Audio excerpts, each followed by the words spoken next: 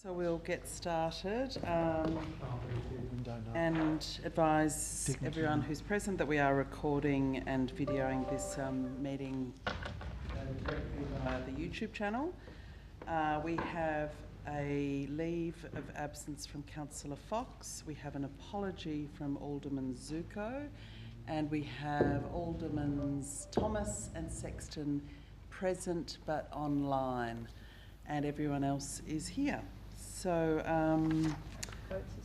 Councillor Coates, we're waiting on Councillor Coates. So to start with acknowledgement to country, I'd like to, in recognition of the deep history and culture of this place, acknowledge the traditional owners of the land upon which the city of Hobart was built and pay our respects to elders past and present, and recognise that the Tasmanian Aboriginal community are the ongoing custodians of the land. Thank you. The minutes of our last meeting and the special meeting, 11th of July and the 25th of July, we need to move. So moved, Lord Mayor. Seconded by Councillor Sherlock. Is there any changes to those minutes? Being none, all those in favour say aye. Against say no. Carried unanimously. Transfer of agenda items, I think Deputy has one. Yes, I suggest, Lord Mayor, if we can move 9.5 to the first of the Planning Authority items that we're considering, please. Seconded by Alderman Barakis. All those in favour say aye. Aye. Against say no. Carried unanimously. We'll do that. I don't have communications. Notification of council workshops is, there was one on the 27th of July, the Crowther Reinterpreted workshop, and there were 8 elected members present. Public question time, we don't have any, I think, on notice, and I'm not sure if anyone, would you like to ask a question? No, not here to ask a question. So we'll move on to petitions, whether we've had any petitions, Acting CEO? No, there are no petitions. Any supplementary items? There being none. Any indications of pecuniary or conflicts of interest? 9.6, Lord Mayor. Alderman Barakis, 9.6. Okay, now we'll move Lord on Mayor. to... Sorry, Oh, 12 and 13. 12 and 13. Thanks, Councillor Sherlock. So we're now moving on to the City Planning Committee, Council acting as a planning authority, and I'll ask Deputy Lord Mayor to move item 9.5, which we've just moved. Thank you, Lord Mayor. This is 1 Knockwood Street, Battery Point, and the applicant has requested that it be deferred, so I move for deferral. Okay, Second. No, I think Councillor Harvey was the seconder, so... Second the original motion. There's a deferral for that. I don't think we'll... I don't think there's a debate for a deferral motion, so we'll just put that. All those in favour say aye. Aye. Against say no. Carried unanimously. Now we'll move on to the old item 9.1, 1 Ellerslie Road Battery Point. Thank you, Lord Mayor. I'll move, this is under the City of Hobart Interim Planning Scheme, as alterations at 1 Ellerslie Road Battery Point, so moved. Seconded by Alderman Barakis. Lord Mayor, this comes to us because it is a piece of Crown land that the council leases, and the Royal Hobart Bowling Club subleases from us. And this is really about improving the ablutions at this spot. It's considered under the Historic Heritage Code, and certainly meets for heritage, and it certainly meets all the stipulations for something subject to conditions. Further discussion? Welcome, Councillor Coates. Thank you. I'll put that. All those in favour say aye. Aye. Against say no. Carried unanimously. Item 9.2, which is Flinders Lane, Sand Bay. Yes, Lord Mayor, I'll move this recommendation for refusal. Seconded by Councillor Sherlock. Lord Mayor, this was recommended for approval by council officers, but you can see the grounds for refusal from suggested, well, the ground for refusal was suggested by the recommendation coming from the City Planning Committee. We were of a majority who did not support this application, and that was because the acceptable solution, the proposal does not meet the acceptable solution or the performance criterion with respect to clause 3(1)(e), A2 or P2 of the Planning Directive number 6, because the proposal is part of a strata scheme. And we've got a couple of these tonight which are strata scheme, part of a strata scheme, and it would cause an unreasonable loss of residential amenity to long-term residents occupying another lot within the strata scheme. So that's the reason for refusal, and it's seen to be significant enough to consider that be refused. For a seconder? Seconded by Councillor Harvey. Alderman Brown. Oh, actually, sorry, I did have Alderman Thomas's hand All up right, first. okay. It was actually me. Yeah. Oh, I'm sorry. So you seconded it, I sorry. did, yeah. Yeah, sorry. Councillor Sherlock seconded it. Alderman Thomas had his hand up first. Thank you, Alderman Thomas. It's a bit muted. Now. That's better. Have to speak up. Is that better? A bit better. Good. Okay, look, I think we need to, Lord Mayor, I've been speaking with the Director of Planning, Mr Noy, 2 or 3 times since I noticed these on the agenda. I'm concerned that we need to separate perhaps our desire to change our ability to deal with these applications from the reality at the present time. And I think that other than perhaps suggesting some form of an advisory that talks about having a log or some form of record of use, I genuinely believe that until we change, the law is changed, that we are taking up opposite time and the expectations of the community in terms of these applications for changes in use which have been clearly... We've lost you again, Alderman Thomas. Maybe Sorry, you've got something covering your microphone, maybe. No, I'm sorry about that, folks. Can you hear me now? Yes. Okay, so look, I think we just need to separate what we might wish the law to be from what the law is at the present time. And quite clearly from discussions with officers, including Mr Noy, we simply don't have the power for this and the other applications of a similar ilk here tonight to actually change the environment as it presently is, which is exactly the way the officers have recommended these applications. We must be always sure that we have the power to do what we're trying to do. And in this case, my understanding clearly from Mr Noy, through you, Lord Mayor, is that we don't have the power at this point.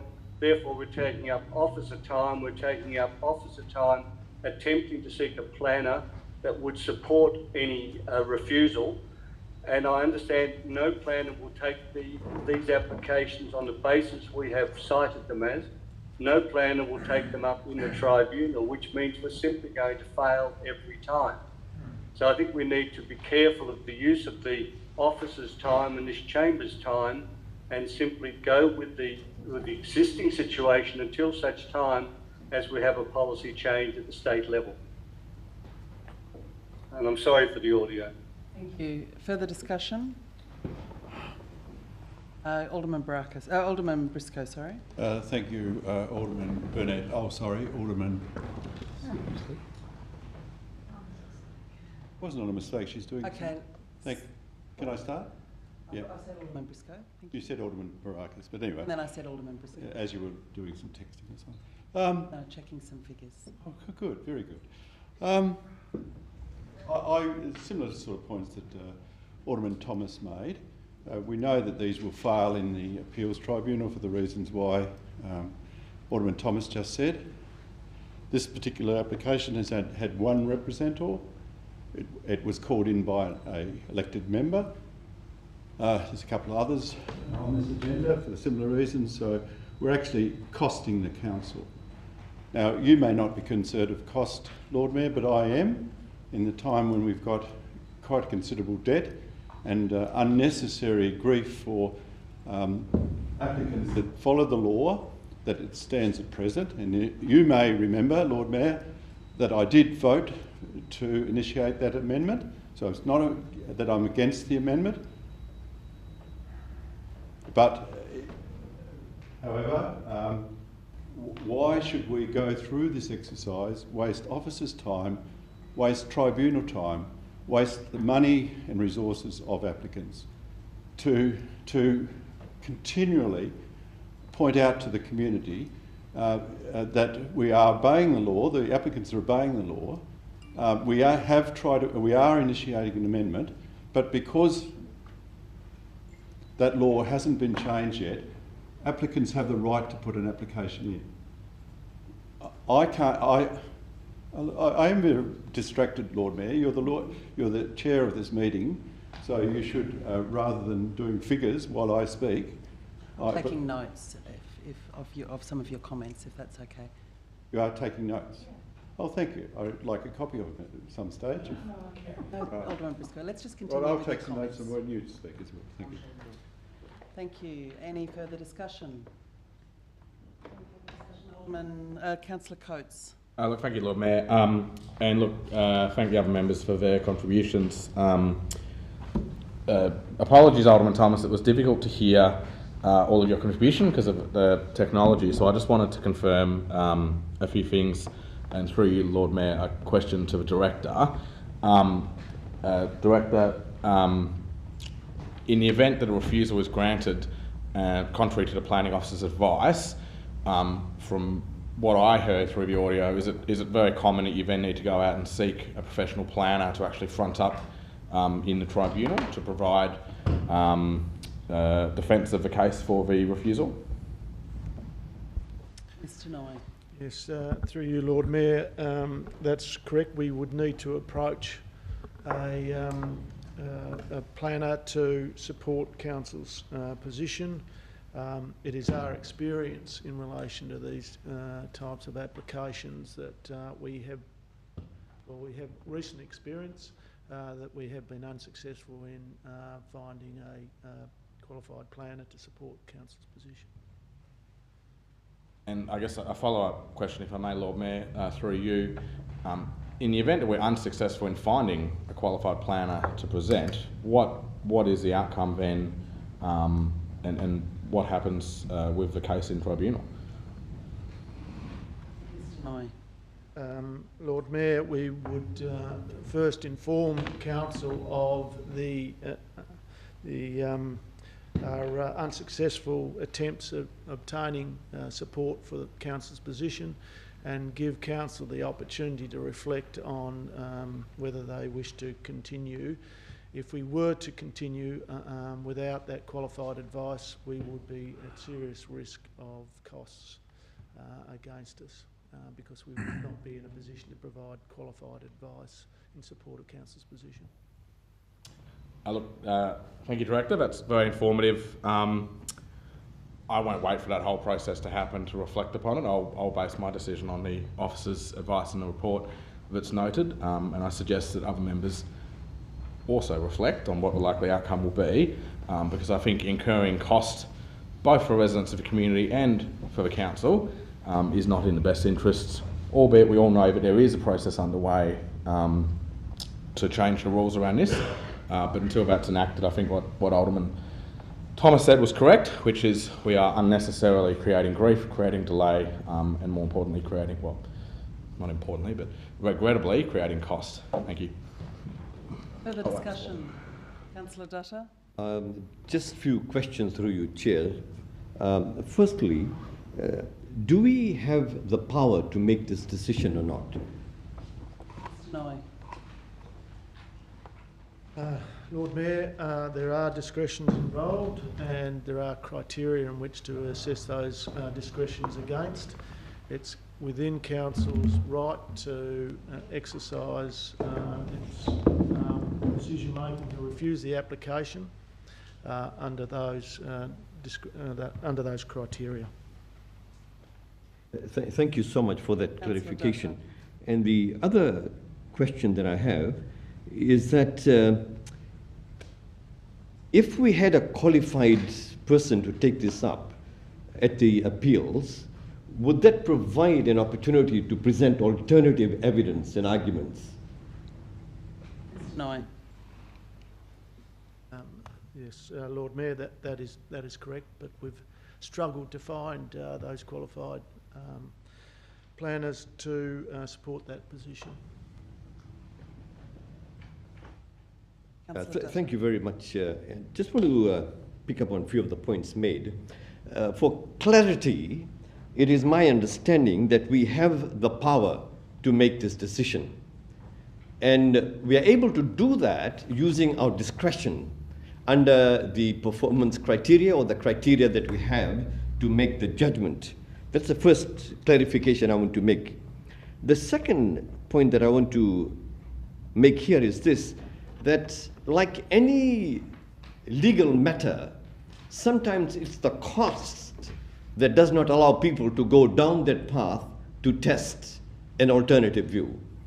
And it is many times, in my experience, in the short time that I've been here, there have been that particular conundrum that we face ourselves.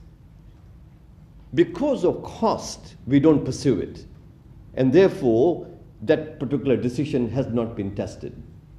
And the third point I want to make here is this, that as far as my understanding of this is concerned, it is quite okay to say, okay, fine, here is the recommendation made by staff, and I accept that. But we have the discretion to disagree. It is not necessary that we always have to accept the decision. As long as we are able to use our discretion and use our own argument to explain, which I think we have done here, as to the reasons based on criteria, and therefore on that basis, I make the decision and see it differently. Thank you. Further discussion? Alderman Barakis. Thank you, Lord Mayor. Look, I think speakers before me have said it quite well, and yes, Councillor Dudd is right that we do have the power to make this decision, otherwise we wouldn't be having this discussion in the first place. However, and as Alderman Briscoe and Alderman Thomas said, we have the rules of the day in front of us. We expect members of the community who put in these applications to respect and abide by the rules of the day. It's equally important that this council respect those rules and abide by those rules as well. When we have applications that come before us that meet those rules, we are bound to act accordingly. And yes, we have discretions here, and yes, we can make decisions based on those discretions, but we do have to have some evidence or some backing or some justification to make those assessments. And when we have the situation that we have where applications are being appealed and this council is unable to find anybody in the planning space or any qualified advice willing to take on these appeals, I would suggest that that speaks to the quality of our decision making in this chamber, and I would also suggest that it speaks to the quality of the supposed alternative evidence. I'd put that for us to present any alternative evidence to the appeals tribunal on these applications, we require two things. One is somebody to provide quality advice on this, qualified advice on this, which thus far we've been unable to do because there isn't anyone in the sector that sees merit in these decisions. And the other thing we would need to have is actual alternative evidence, which these applications don't have. The only one I've seen so far that's been recommended for approval that the council's refused that actually has any alternative evidence is the one that everybody in this chamber supported, which is that one in Sandy Bay. And I would suggest that if that was to be appealed, I think the council's position on that would stand up because there is alternative evidence. Every single one of these that we have before us, the ones that we've made in the past, have had decisions made upon a speculative approach to the planning considerations because this council has an ideological perspective on short stay. And I appreciate that this chamber's expressed its opinion on the short stay issue, and it's and if this council doesn't like the rules as they are, the council should try and change the rules. That's what we're doing, and I appreciate that.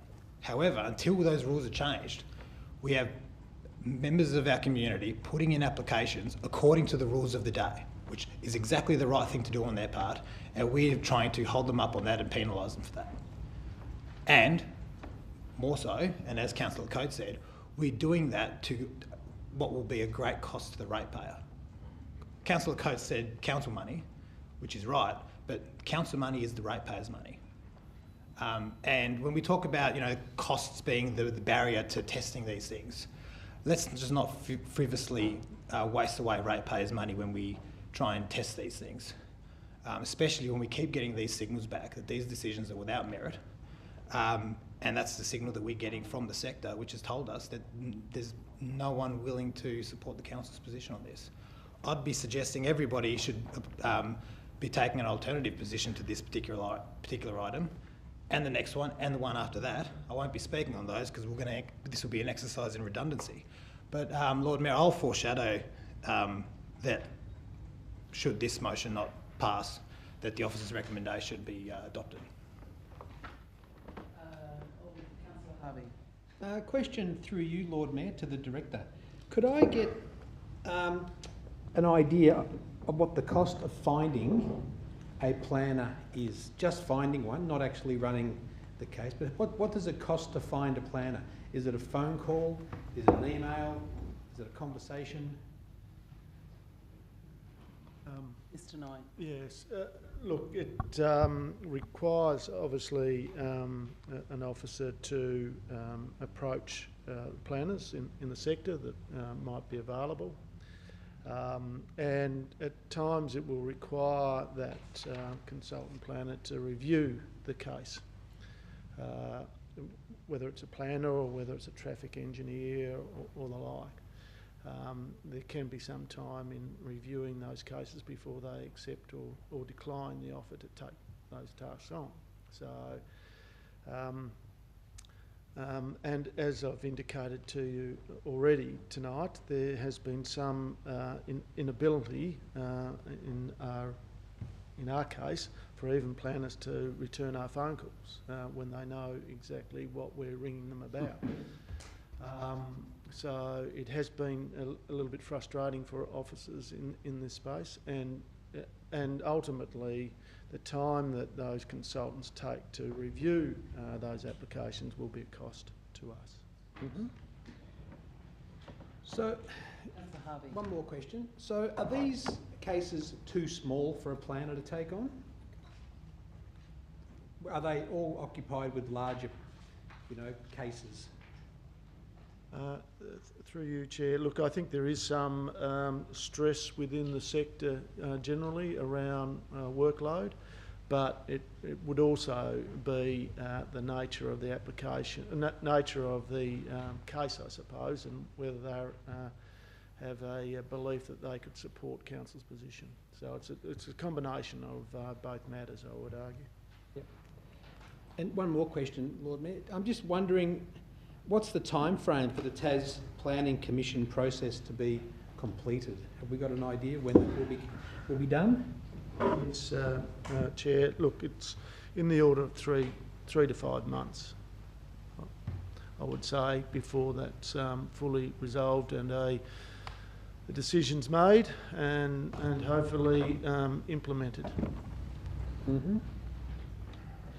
And just finally, Lord Mayor, as Councillor Dutta said, we have reasons for refusal, and the interpretation of those reasons. Some of us see it differently, that we do think there are impacts, and that's within our right to vote like that, I think, as Councillor Dutta has already indicated. So some of us believe that we have understand we have a different point of view, so we will be exercising that difference. And now there's nothing illegal against that, through you, Lord Mayor, to whoever might know. Mr. Nye. As I indicated to the question earlier, no, there isn't. However, ultimately you've got to be able to defend that position before a tribunal if appealed, and we would argue, and certainly the officers would argue, and it's our direct experience that you will not be in a position to be able to defend that position before the tribunal. So, Deputy Lord Mayor. Yeah, just a couple of questions. Through you to Mr. Noy, is there a definite possibility that the Tasmanian Planning Commission, is there a possibility that the Tasmanian Planning Commission may not accept our suggested planning scheme amendment? Yes, through you, Chair, it is possible that they won't accept it. And second question through you to Mr. Noy. Are there test cases in planning at the tribunal? Have there been test cases previously in planning law or planning interpretation? Yes, there are often cases that we refer to around certain interpretations of planning scheme provisions that provide us guidance. Further discussion? A few words. I've got a couple of questions too. I'm sorry I didn't get to participate in the planning meeting, and so some of this might have been addressed. But my understanding is we are talking about obviously the Planning Directive number 6 around visitor accommodation, which was designed to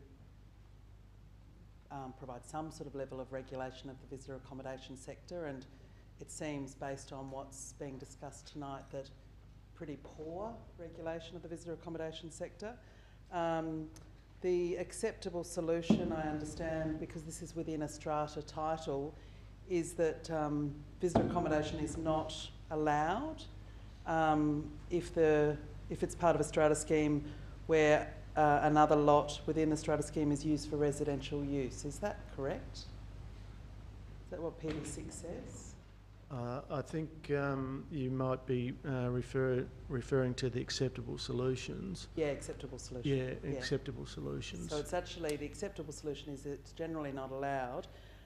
It is allowed if someone's gone out and done the work to prove that it won't cause unreasonable loss of residential amenity, and there's A to F categories about what would need to be shown that it doesn't cause an unreasonable loss. And I would expect that if you're going to say this is okay, that we need to prove proactively that this particular application does meet the performance criteria. So we've got proof, I presume, that it won't affect the privacy of residents, B, that it won't cause any unlikely increase in noise, C, that the residential function of the strata scheme won't be affected, D, that the location and layout of the lots won't affect residential amenity, E, that the extent and nature of any other non-residential uses won't be affected, and F, that the impact on shared access and common property won't be affected. So I presume our officer advice explored all of those A to F, did it? In some detail, I presume? Yeah, yes, Chair. It acknowledged that it had separate access to this one-bedroom unit. It was a small unit, and we were reasonably comfortable that such a small-scale operation would not lead to an erosion of residential amenity for the adjacent units. And so does it involve going out on site and collecting other sort of data, that assessment on A to F?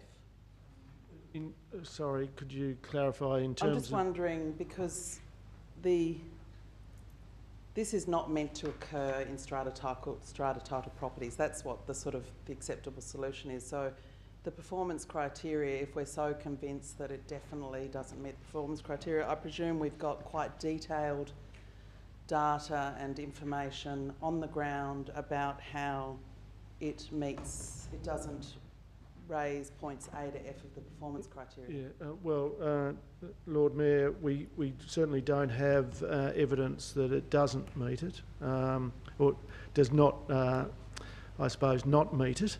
We are satisfied that it's our experience in these situations that we don't have a history of problems where they have previously been approved in the past. Okay, so how many visitor accommodation applications have we actually knocked back in terms of the ones that haven't come up to council since PD6 started? Through you, Chair, well, we generally don't have delegation to refuse applications, so those applications that would have been refused would have normally come to council. I don't have a figure at hand as to how many we have refused per se.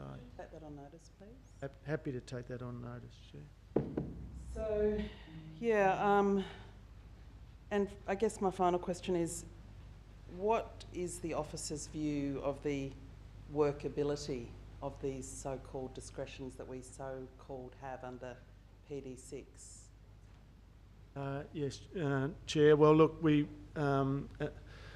feel that they don't provide council with great scope for refusal under normal circumstances, and hence why the officers have come back with an alternative policy position that this council has ruled on and supported, and that is prohibition of this type of use in residential zones.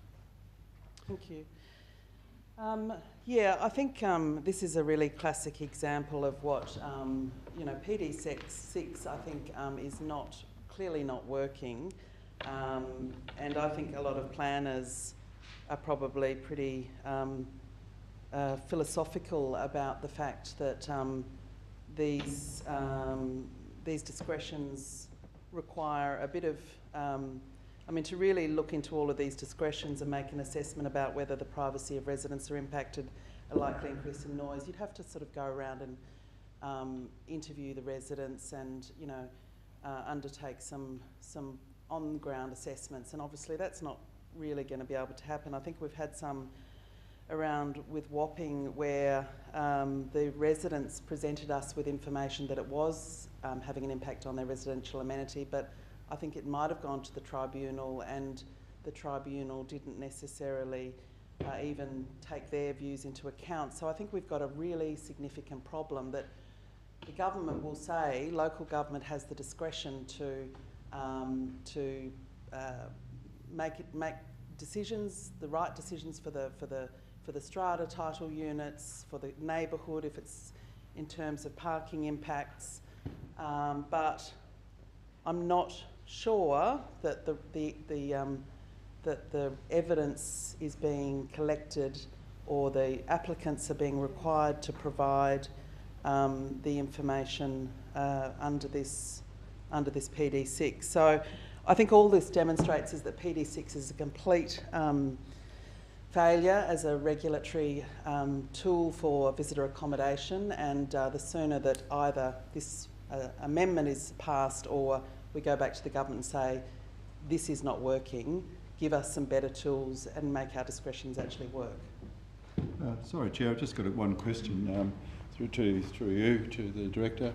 The strata title owners could reject this proposal if they, under their rules, if they had it in the rules? Through you, Chair, look, I believe that there might be some scope under the strata provisions to prohibit such use if there's a majority of, if it's written into the rules. Strata rules. So, just a supplementary question. So the one down at Collins Street, their rules were changed so to allowed, and then it was allowed, and then they realised probably they made a mistake.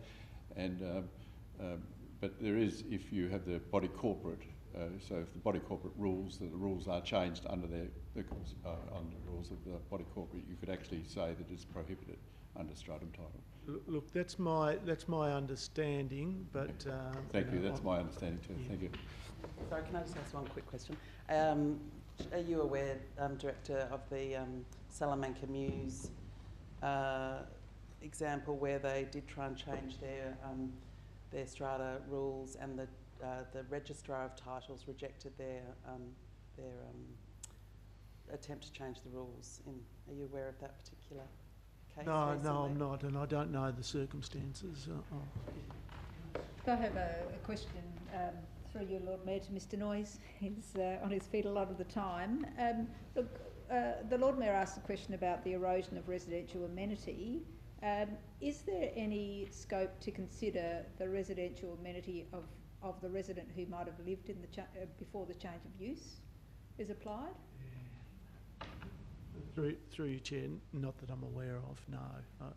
Unfortunately not.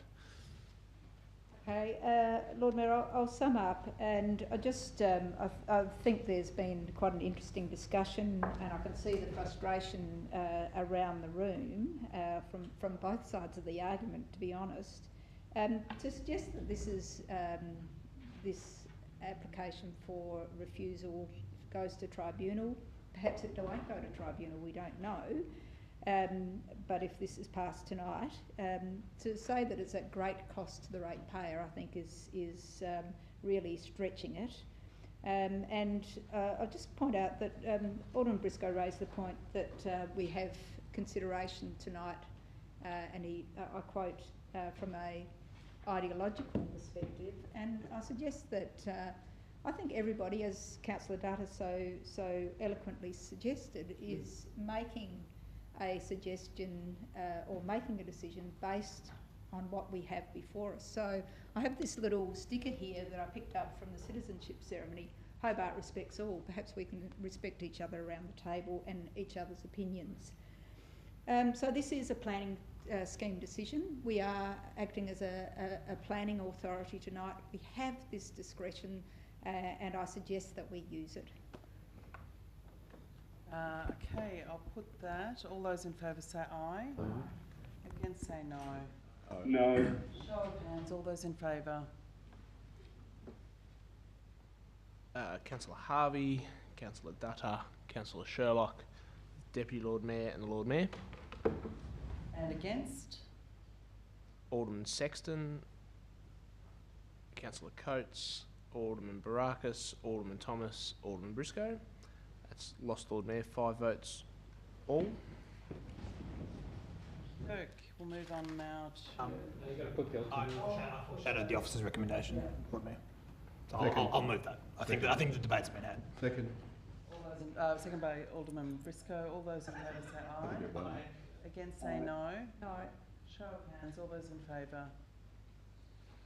Oh. Alderman Sexton, Councillor Coates, Alderman Barakis, Alderman Thomas, Alderman Briscoe. All those Yes. against? Councillor Harvey, Councillor Dutta, Councillor Sherlock, Deputy Lord Mayor and the Lord Mayor. That's lost Lord Mayor as well, 5 votes all. Lord Mayor, is that now determined by the Director? And can I ask the Director, through you, Chair, what will he be determining? Which way will he determine this application? I'll be guided by the qualified advice, Chair. In other words, you will approve the application?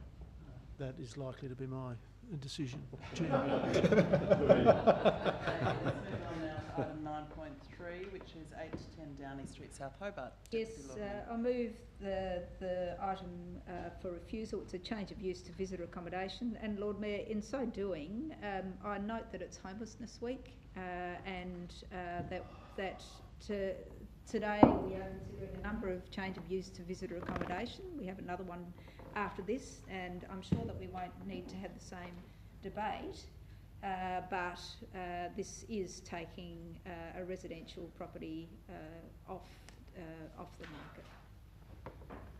Seconded by Councillor Sherlock. Alderman Barakis. Thank you, Lord Mayor. I'll foreshadow the officer's recommendation on this. I think cookie cutter reasons for refusal.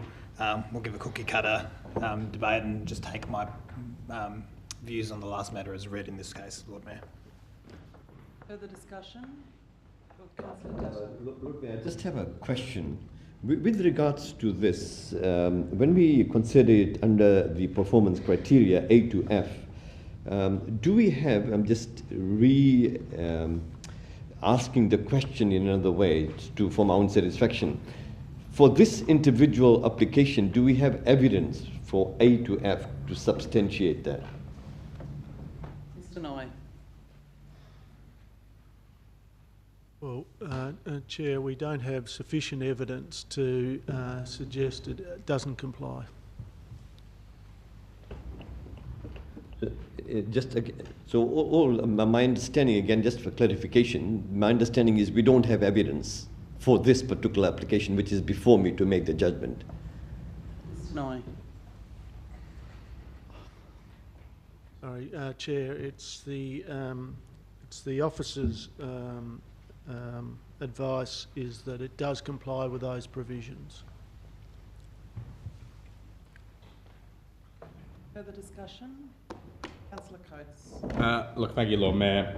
Very similar to last time. I guess, look, one of the hardest parts of this job is when you're presented with arguments to both sides and you're then forced to use, as Councillor Dutta points out, your discretion. I mean, I remember a hospital application in Newtown where they had hired professional planners. Their professional planners presented an argument and said, look, this does comply with the scheme, albeit the scheme which allows discretion. We also had evidence presented to us, which was also and they'd gone out and sought professional advice, they'd had architect's drawings, and they presented evidence and said, well, look, we don't believe it does comply with the scheme, and you should use your discretion. And sometimes it is very difficult to sit here and go, well, here's a qualified advice saying it does comply, here's qualified advice that doesn't comply, and we do operate often in that grey area, and you do end up trying to weigh up and ultimately apply provisions of the planning code to applications.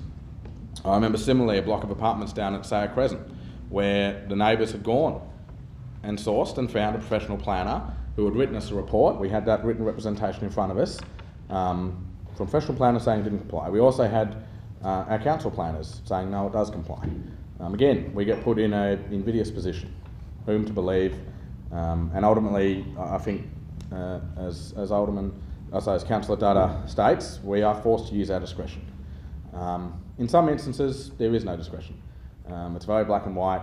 You know, if you want to build a one-storey house in a residential zone, provide the appropriate setback, building envelope, off-street parking, you know, ultimately, there is no area that falls outside the bounds of the acceptable criteria. But just because an application has stuff that relies on the performance doesn't mean it's in contravention of the code or it automatically should prove itself necessarily. There has to actually be evidence for us to go on. And look, you know, I genuinely think that if we're going to be true to ourselves, we need to be honest and open and say that if someone puts an application in, sends in all the evidence as to what they're proposing to do, and then the officers say, well, look, that's lovely, but, you know, acceptable says you've got off-street parking, for argument's sake. But we all know that there's many properties out there that don't have off-street parking. Now, we're built, frankly, in an era where cars didn't exist, right up to the fence line, just by historical quirk. And so they say, well, there is this acceptable performance that you can apply. And then the officers apply that and say, well, we don't have any issues. They advertise the application, they ask for any neighbours to put in any concerns. Everyone has a right and a time period to go and look, to gather some evidence and come back to us and present to us as a planning committee and say, here's your evidence, please use your discretion. And if they do that, I will look at it. I will look at their evidence, I'll weigh it up, and it may well be similar to the hospital, similar to Sayer Crescent, but I'll assess their evidence and come to a view and say, yes, we are going to use the discretion. The Airbnb application down at Lower Sandy Bay was a brilliant example. They had gathered evidence. There were floodlights, there were reports where the residential amenity, we had reports of where they've complained to, the authorities complained to police. They gathered the evidence, they did the right thing, they took it to us. Us, as a planning authority, were able to assess that, and I was one of the ones that voted against, as were many of us around this table, I think all of us around this table. In a lot of these cases, we don't have evidence. And so yes, the discretion might exist, but what are we using that discretion based on? We don't have anything there. When we do pass it, the officers have just told us that, well, that's lovely, but when we get to tribunal, we don't have a case to make. You know, I think it genuinely, you know, it drives people to just frankly do it illegally. They'll advertise their property on Airbnb and not even bother applying for a permit. And then we get down a path where there is no management plan, where the people who do the wrong thing get the advantage compared to those who do the right thing. You know, the ones who can afford to go out and hire a lawyer and hire a planner and take it to tribunal and win the case, are advantaged over those applicants who decide to get cold feet. 30 seconds. Thank you, Lord Mayor. You know, we are literally creating, I would argue, inequality in the way we assess these applications. And look, you know, I know that we're rehashing arguments that were done before, but I genuinely think that we need to reflect on the evidence that's been provided, and I thank Alderman Thomas for raising at the beginning of tonight's meeting on the previous item. But, you know, we are creating more serious problems and creating inequalities. Thank you, Lord. Alderman Briscoe. Oh yes, I just want to reflect a little bit a moment about discretion. I've been around this table for quite a few years, as a few other people have. And discretion can be used. Yes, it can be used. Yes, we have the discretion, but I think we're after judgment as well, a good judgment. I was thinking of what's a good analogy for discretion. I was thinking, well, I've got a discretion to put on the brakes as I go down a hill to slow down a bit. I have the discretion. Whether that's a good use of discretion may be depending on how fast I want to go. I think we have a system here where 3 objections do highlight to the community that there is a possibility that we should exercise our discretion and refuse it. However, recently we've had this run of being called in, and yes, you're allowed to call in applications, but do you call in every application to a particular class of applications? And that's what's happened. That's what's clogged up the system. All these things we would consider tonight would not have come around here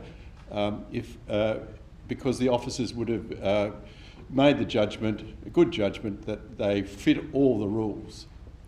Why this has come in because people have decided to ignore that safeguard that we put in to our planning, whether we accept a debate of this issue. We had 3 rejections. Now I've just looked at the representations against this one and the other 2, and it worries me that there is a pattern of who's objecting.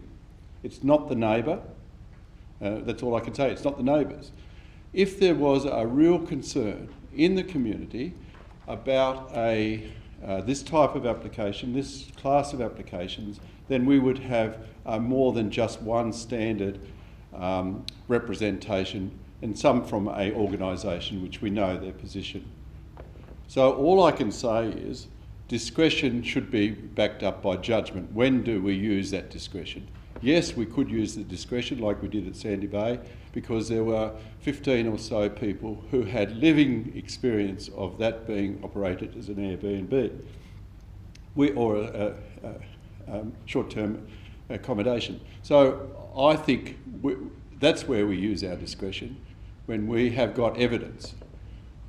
And we shouldn't be considering these class of applications where there's been one, or last time there was 0 representations. If we want to change that we consider every application, representations or not, then we change our delegation. But we haven't changed our delegation. So in a way, we've got to be careful that we're not being seen as we just totally rerunning the same argument we did when we agreed as a council to change, attempt to change the planning scheme through an amendment. It's just the same argument over and over and over again when we've already made the decision to support an amendment, and I have as well. So I'm worried about the officers that have to be dragged into possibly a political process when we're not using proper judgment when we exercise our discretion. Further discussion? Okay, I'll say a couple of words. Can I just clarify that this is correct with the reasons that have been put here for refusal, is that this particular application doesn't meet 2 acceptable criteria for visitor accommodation under PD 6. So one is that it's actually in excess of the floor area of 200 square metres, and secondly, it doesn't meet it because it's within a strata scheme and might cause in a strata agreement, it's not allowed to be there unless it can be shown that it won't undermine the residential amenity. So this particular proposal seems to have two acceptable solutions, which is the sort of the starting point as to whether something's allowed or not. Is that's what it says here? Yes, that's correct. There's an existing visitor accommodation on the site already, so that has a certain floor area, and the additional dwelling will exceed the 200 square metre limit that is imposed as an acceptable solution. Okay, so we do move to the performance criteria, and that is where we have to exercise our discretion. So discretion isn't just what we pick out of the air, it has to be informed by information, which is the discretion is has to be based around the performance criteria. But I don't know what evidence has been and information has been provided to the committee on the performance criteria. So we've now got not just performance criteria, because we know it doesn't meet two acceptable solutions. So therefore, our report, our case, our planners should be telling us that for it to be compatible, it must, not maybe it shouldn't, it must be compatible with the performance criteria. And again, I'm not a professional planner, but it seems that it must be compatible with all of the planning criteria, performance criteria. So that's, in the case of the 200 square metres, that's A, B, C, D, E and F. So it's not a matter of just, we didn't have any evidence to suggest it doesn't meet the performance criteria. It must meet the performance criteria. We need to be proactive in demonstrating in the affirmative that it is compatible. So I'll have to look back at the reports, but I presume that our report saying that it does meet the performance criteria goes into quite a bit of detail on both levels about how it must meet this performance criteria. So I presume it does in all of those. There's about 12 altogether in both areas. Through you, Chair, that's the officer's recommendation and opinion. Okay, so I presume that'll include some quite detailed information about one of the performance criteria that it must prove it meets in the affirmative is that that it doesn't have impacts on the primary residential function of an area. So I presume there's quite a bit of information about the fact that how many other short stays are in the area and whether the density of short stays. We've sort of done a deep dive into whether there are other short stays in the area. Through you, Chair, that's correct. There is some analysis done on what's been approved in the immediate vicinity. So look, I just think we've got to just drop this suggestion that this is elected members kind of just dreaming up concerns. We have a planning directive. It is the only regulations we have at the moment for dealing with what is stripping hundreds of properties out of our long-term rental market every year. It's been, there are 318 visitor accommodation permits that have been approved by this council since 2018, and I note Alderman Barakis has got a much lower figure on his Facebook page, and I've suggested he might want to update that. But these are hundreds of properties, 318 just since this council was elected, have been lost to visitor accommodation permits. And this PD6 is the only tool we have to provide some regulation. And so we must keep very strictly to the letter of the law and ensure that we are using these discretions based on proactive, well-researched evidence to demonstrate that particularly these ones that clearly don't meet the acceptable solution, that they very much proactively meet all of the performance criteria. Thanks. Did you want to sum up? Yes, I think there were some other points which were raised in this item, even though we've moved from Sandy Bay to South Hobart in this item, and we'll move to yet another suburb impacted on by short stay accommodation in the next item. The point was made that these items haven't received any or many representations, and it's been called in. So the class has been called in. And what this does is put a spotlight on council decision making. So that's one of the important things that the public, which is frightfully interested in residential accommodation and what short stay accommodation is doing to the market, wants to know these things. So we're held to account, and we make a decision tonight on these matters. So it's a spotlight on council decision making. Now, the point was made that there aren't very many representations, you know, just one representation on this. And I think we need to ask the question, why don't people put in representations in relation to short stay accommodation? Or why aren't they putting in representations? Do they think that it's a pointless matter? Do they think that compliance might be lacking in relation to something that's occurring?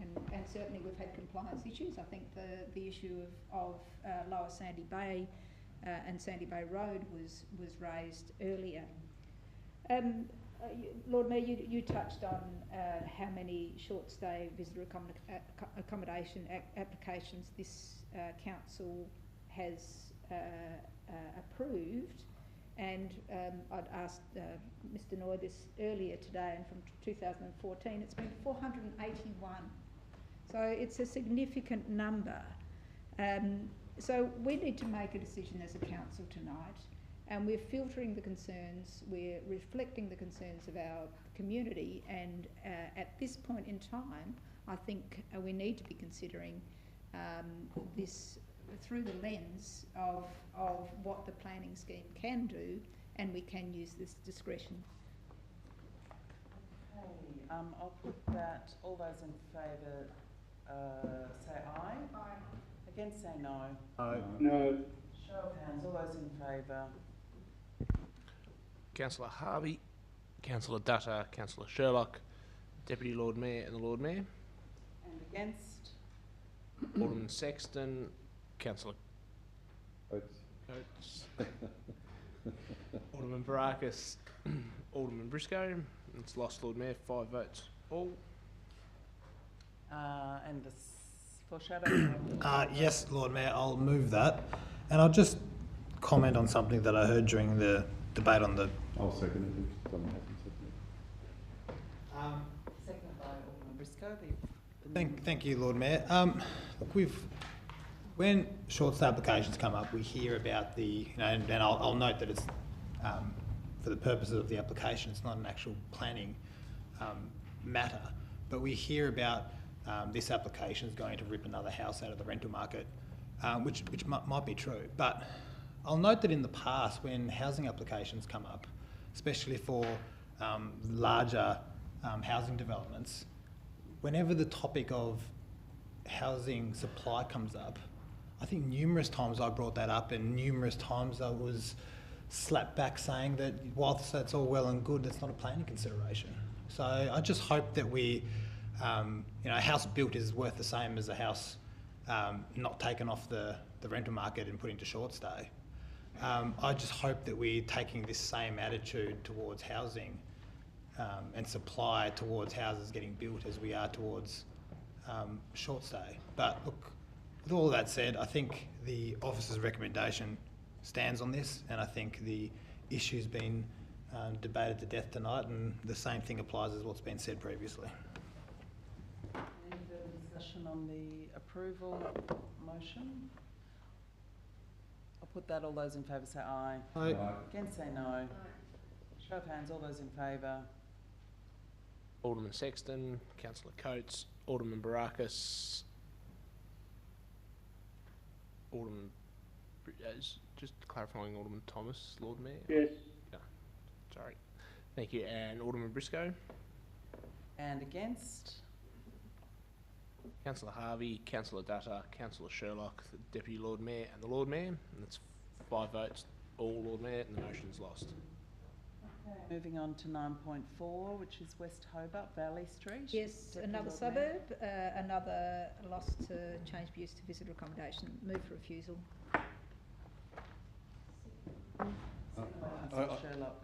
I don't want to repeat everything that's been said, but previously the deputy mentioned, she's calling these in, I believe it's her, to put a spotlight on council processes, and I certainly think it tonight demonstrates. We've got qualified officer advice, we have 0 or 1 representation, which is not from a neighbour.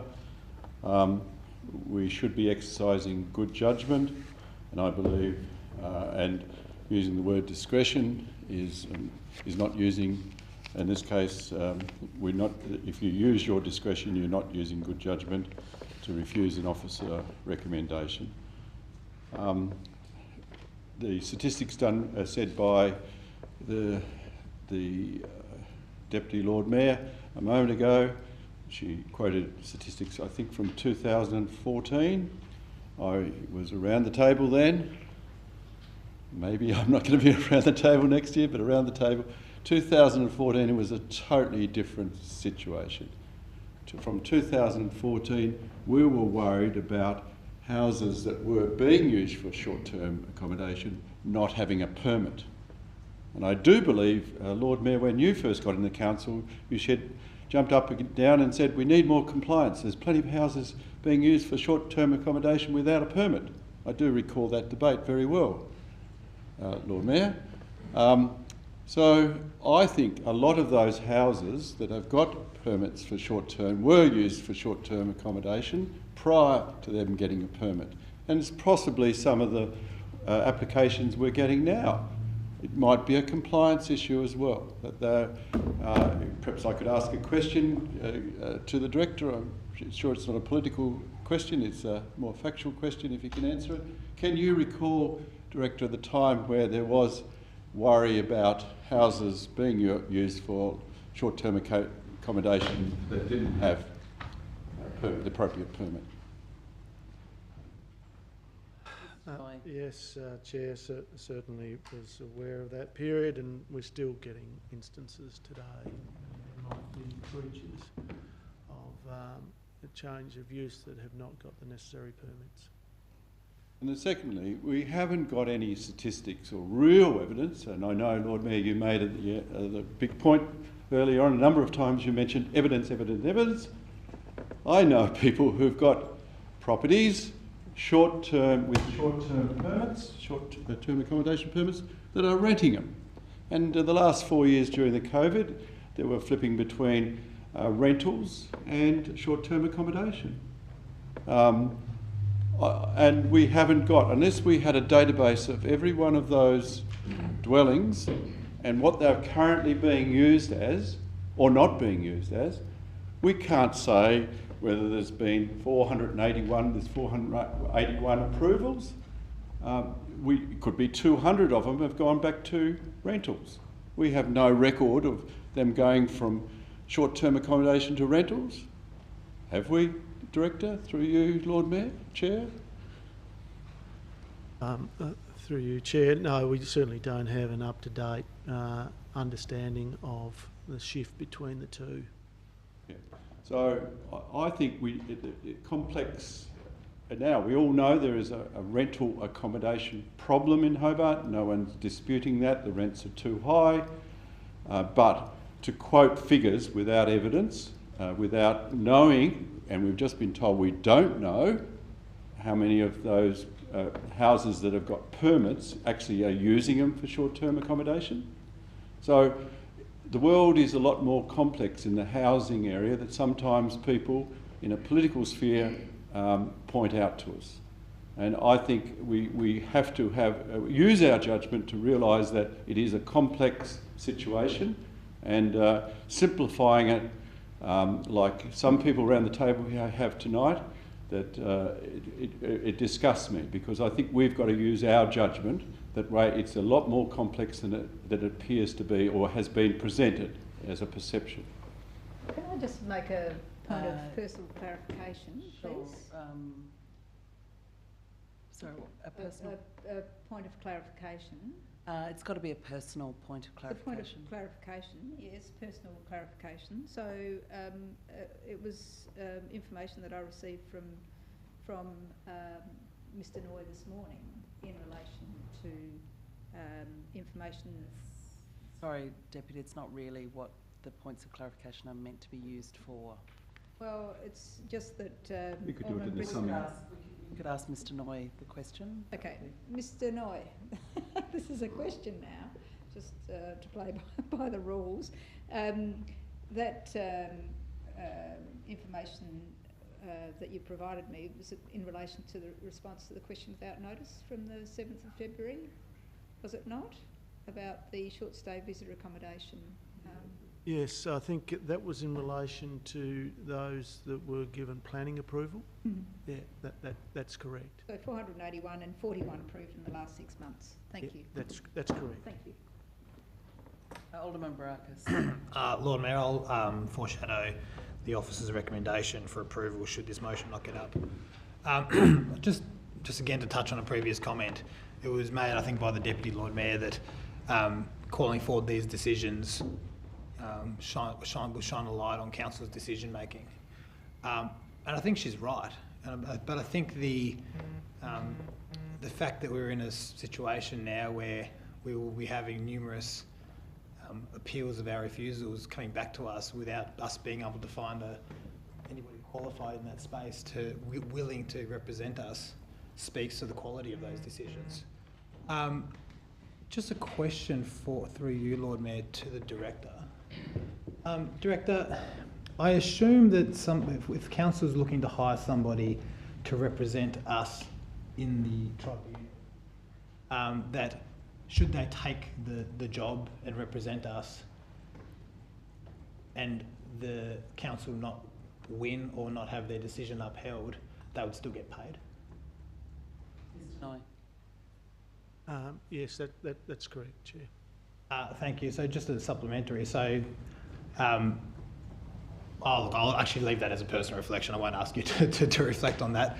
I think, look, it was said that in some cases these are, we talk about time constraints, but if we're asking private sector planning experts to do a job in exchange for money and they still won't do it because they don't believe there's any merit to these applications, it implies that to defend such a decision would do more damage to their reputation than the value of what they're getting paid by us. And I think if we're talking about holding a light to council's decision making and the quality of that decision making, that should be the biggest evidence to the lack of quality in these decisions. I know that the council has positions on this, and as I said, we're looking to change the rules, and we'll see if those rule changes get adopted. But another question: should through you, Lord Mayor, to the Director, noting this council's stated position on short stay, as well as officers' stated advice on the broader issue, if there's aspects of the planning scheme as it currently stands that this council is uncomfortable with, there are no mechanisms within the planning scheme that allow us to disregard those provisions that we don't like, is there? Mr. Noy. We've clearly, under Land Use Planning Approvals Act, we've got a responsibility to uphold the provisions of the planning scheme. Right. Thank you, Lord Mayor. Councillor Coates. Look, thank you, Lord Mayor. Just something that sort of came to mind, I think it's relevant to this discussion. Look, if the intention with all these is to stymie the provision of housing supply, stymie the ability for people to get rentals, stymie the ability for people to get owner-occupied housing, I could think of no better way than clogging up our officers' time. I hear a lot with developments that one of the main concerns and problems is the delay with the council approvals. When people need to go to market to get a planner, heaven forbid they can't find one because they're all being sucked up by the council, who's validly going out on our direction and paying these planners, of which we heard earlier tonight there is a resourcing issue there in the market. Really this is creating yet another barrier for people who legitimately want to go through the normal planning process to actually develop and build housing.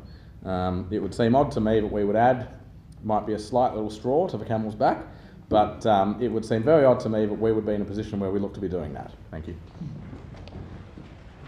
Oh, Councillor Dutta, you want to speak? Thank you, Lord Mayor. I just want to pick up on a number of points. Firstly, with regards to the statement made about black and white, and I am quite aware of that this is not a black and white situation. It is a difficult one.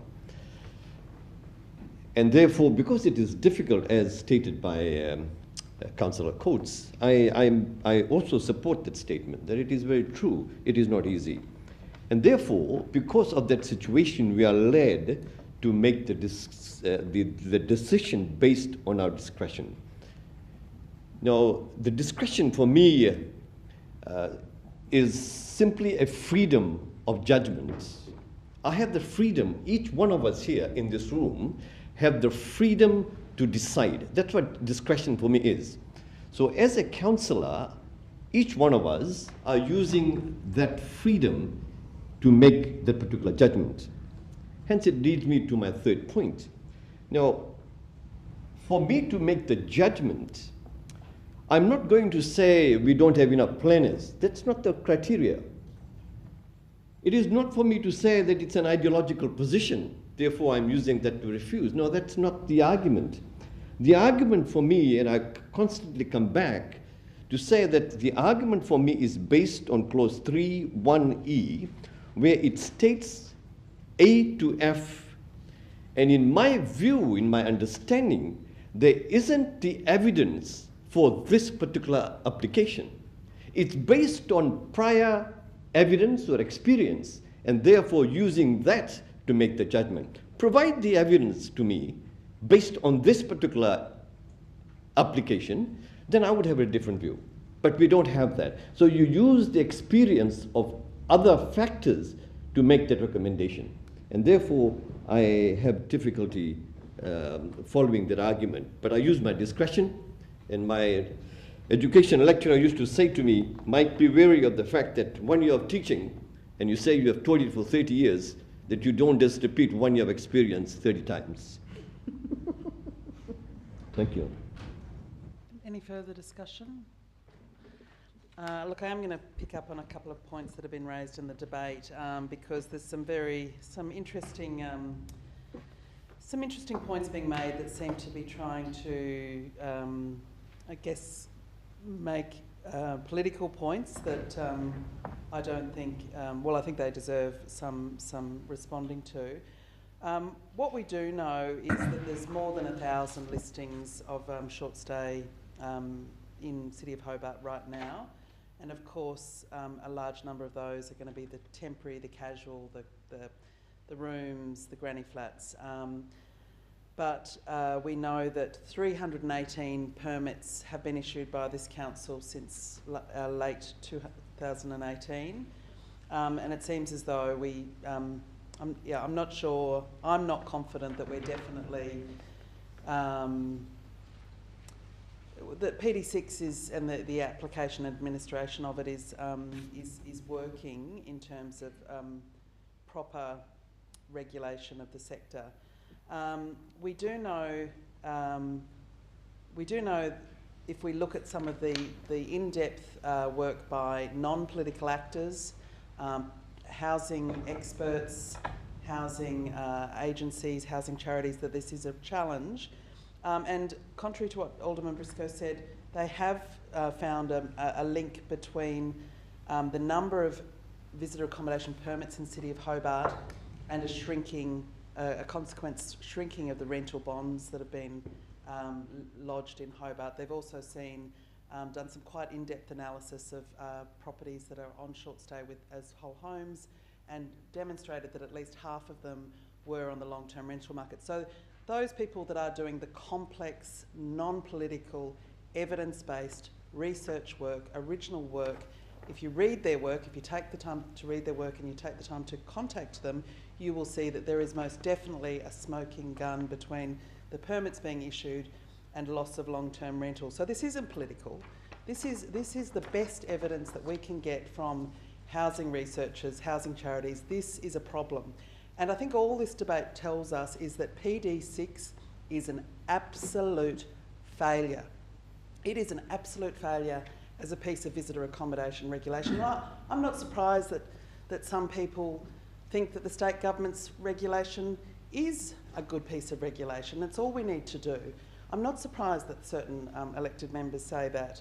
But, I mean, I don't think there's any evidence. It's pure speculation that planners don't want to deal with this because of somehow it'll impact on their reputation. They don't want to deal with it because they know that it is poorly drafted, impossible to prove, hopeless regulation of the visitor accommodation market. And, you know, if we don't, I think we should be using all of these cases and the failure of PD6 as evidence to the Tasmanian Planning Commission about why we absolutely need those changes to our own planning scheme, because, you know, if it just demonstrates that we have got no tools at our disposal at the moment, because PD6 is not worth the paper it's written on. Thank you. Question, Lord Mayor. Alderman Brockus. Thank you, Lord Mayor. Through you to the Director, stated opinions on Planning Directive 6 taken as read. They are still the rules of the day, is that correct? Yes, that's the planning directive under which we are required to assess these applications. Okay, so we're now voting on the approval, I think, of Alderman Brockus. Oh, sorry. Aren't we? Oh, yes, we are. Yeah. Yes. That was seconded by Councillor Coates. All those in favour say aye. Aye. Against say no. Oh, hang on. Oh, that was the... oh, I didn't say anything. Yeah, I don't want to sum up, Lord Mayor. Okay, We're not quite up so to... the recommendation of 9.4, all those in favour Which is of the for refusal, refusal. all those in favour of the refusal say aye. Aye. Against say no. Aye. Show of hands, all those in favour. Councillor Harvey, Councillor Dutta, Councillor Sherlock, Deputy Lord Mayor and Lord Mayor. And against?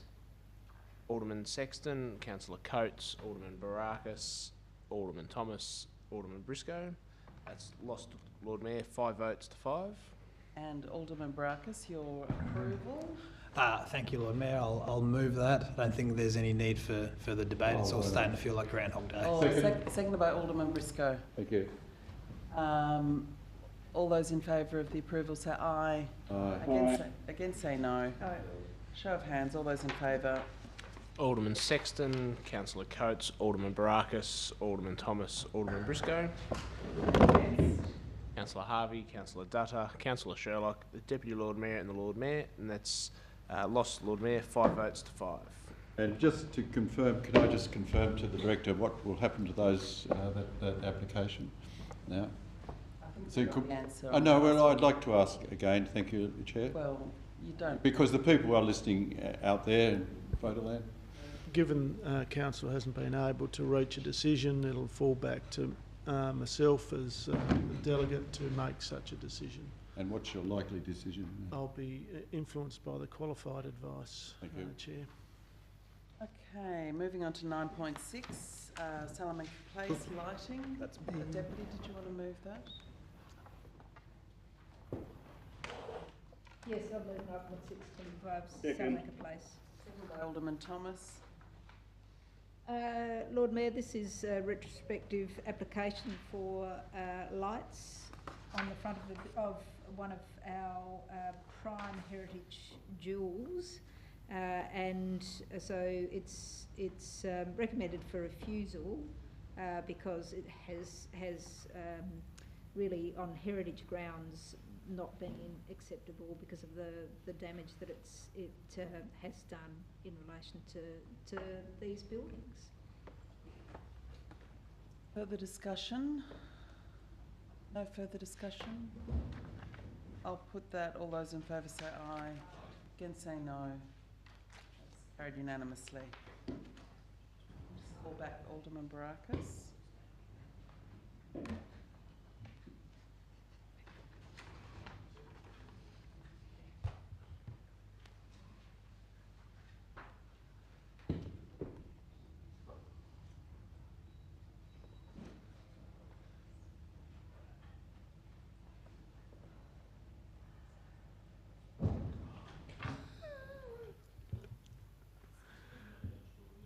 Okay, we can continue. Okay, Lord Mayor, item 10 is state planning provisions review feedback on the scoping paper. Seconded by Councillor Harvey. Lord Mayor, you'd be aware that the Tasmanian planning scheme or system has been under review for quite some time, and the state planning provisions are currently being reviewed, and this report, which is so ably done by Mr Noy, Ms Hogue and Ms Waite with the help of other staff, no doubt, is really looking at trying to get some clear and comprehensive suggestions into the to deliver good planning outcomes. So the report is really, it's an extended feedback time, and it's looking at all kind of elements that the state planning provisions are the consistent set of planning rules that, along with the local provision schedules, make up the Tasmanian Planning Scheme, and the provisions of the Land Use Planning and Approvals Act require the state planning provisions to be reviewed every 5 years. So this is that chance to review. We've had a comprehensive look at what things should be reviewed, so this is what this report really is before us. One of the things that we're looking at is suggesting that significant trees should be covered by a separate code, not the Historic Heritage Code, and that the Natural Assets Code does not provide adequate protection of natural values through exemption of the code in a range of zones. It also looks at explaining or asking to have a greater description on climate change and responses to climate change. So quite a number of things were discussed at a special City Planning Committee meeting, which a few of us attended. Unfortunately, not more could attend, because I think it's really important and of value to sit down and really flesh out and learn more about how these planning provisions would impact should we be able to get it right. One of the other key things, and we know that the Bicycle Network is very interested in this, is making sure that the planning provisions around bicycle infrastructure is clearly embedded in those provisions. So those were the suggestions, and we hope that the suggestions are taken on board by the state government and ultimately the Minister. Further discussion? Alderman Baracus. Just quickly, Lord Mayor. Lord Mayor, I think the majority of this is good work and well done to the officers. There are a couple of issues that I had with it, and that was borne out during the discussion. Whilst there's a lot of technical suggestions which I would hope get adopted should this submission be made, there was also issues of difference of opinion or policy position to what's currently presented before us, including that around heritage provisions and the nature of heritage precincts. And there's a few other issues which I interpret to be council wanting further powers, or not wanting to lose wanting to lose the ability to have greater options to refuse applications. And that's not something that I'd be supporting, and I would say that my position on the issue of heritage precincts differs to what's been presented, so I'll be voting against this. Alderman Thomas, I think, was first. Alderman Briscoe. Yeah, thanks, Lord Mayor. One thing that was mentioned during the committee meeting was the clumsy and ill-fitting wording in some of the heritage provisions of the planning directive, and I made the point in committee that wherever possible, in the event the council can influence the outcome, that we actually provide redrafted provisions so that it will assist the review body. And look, it's disappointing that a 5-year review of the statewide planning scheme, I suspect, is quite a long period of time. Things change. It's attempting to be something for everyone, and clearly the provisions which relate to Hobart will invariably be very different to a lot of the other parts of Tasmania. So to the extent we can, and possibly through your auspices, Lord Mayor, a chance is if we can get some drafting suggestions made to the review body to accommodate our changes, I think will be a lot better than simply leaving it to chance. That's good suggestion. Did you want the Oh, that's actually direct? in, Oh, yeah, that's reflected in the motions. good. Alderman Briscoe. Briscoe, yes, thank you, Lord Mayor. Yes, look, it's quite complicated. We're reviewing SPPs that haven't come into effect for Hobart. Seems really quite ironic, isn't it, that we are reviewing the ones that are not yet to apply to Hobart. Just as a matter of process, it's a question of process. It's a government review, but who signs off on it initially? Through you, Chair.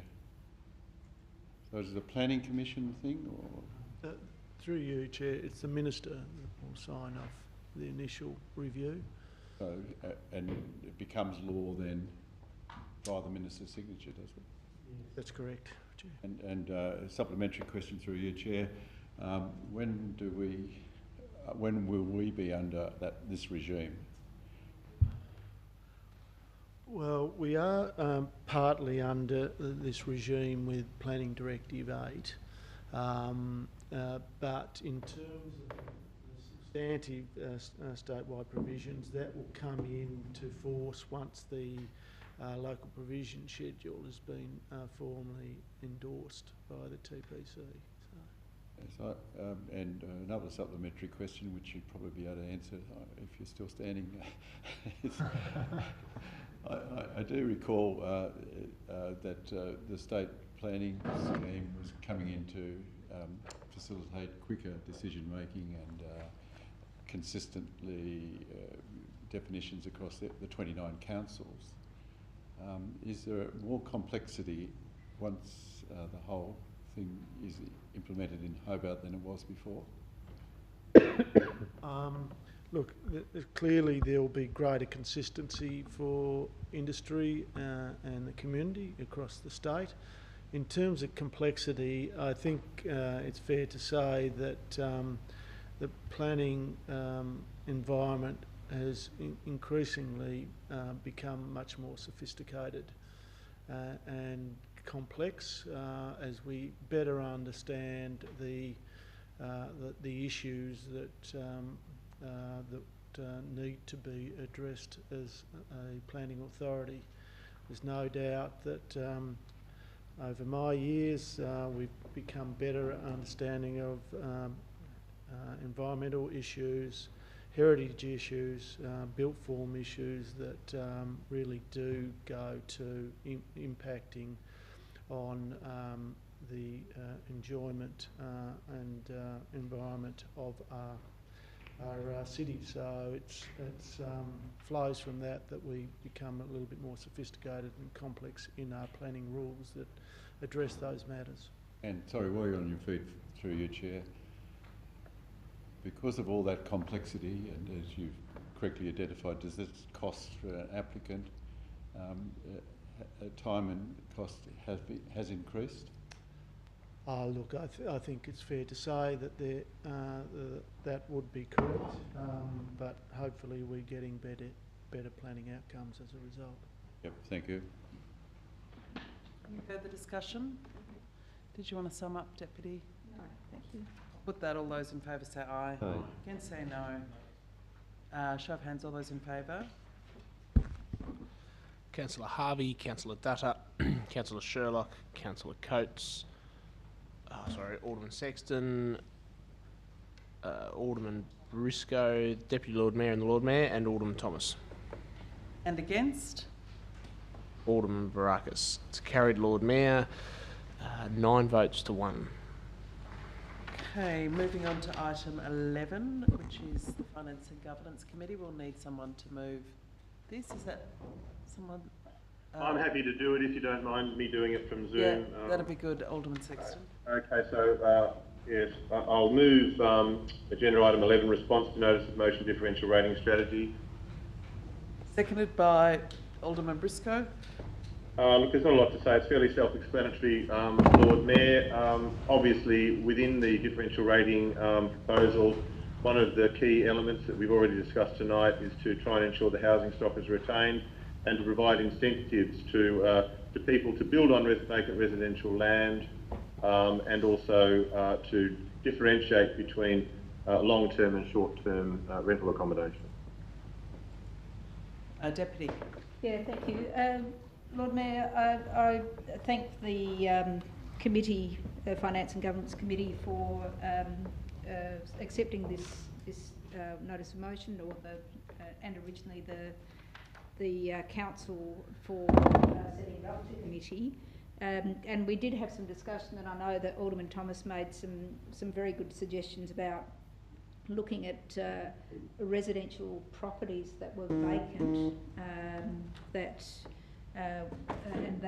makes up part 3, so a differential rating strategy or other appropriate measures be considered to address long-term unoccupied properties as part of the broader review. And I welcome that and thought that was a really strong addition to the notice of motion, to the motion.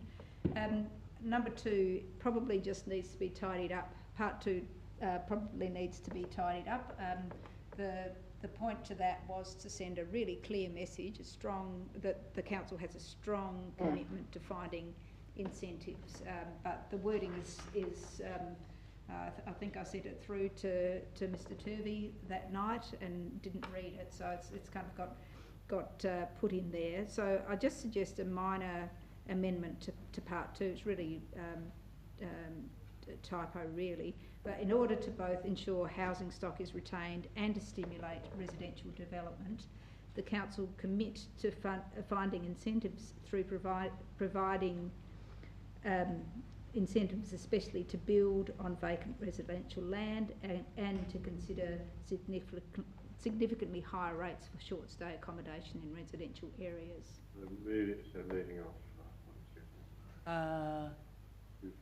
So that'll have to be... I'm happy to move that as an amendment. I'll need a seconder for that amendment. Councillor Dutta.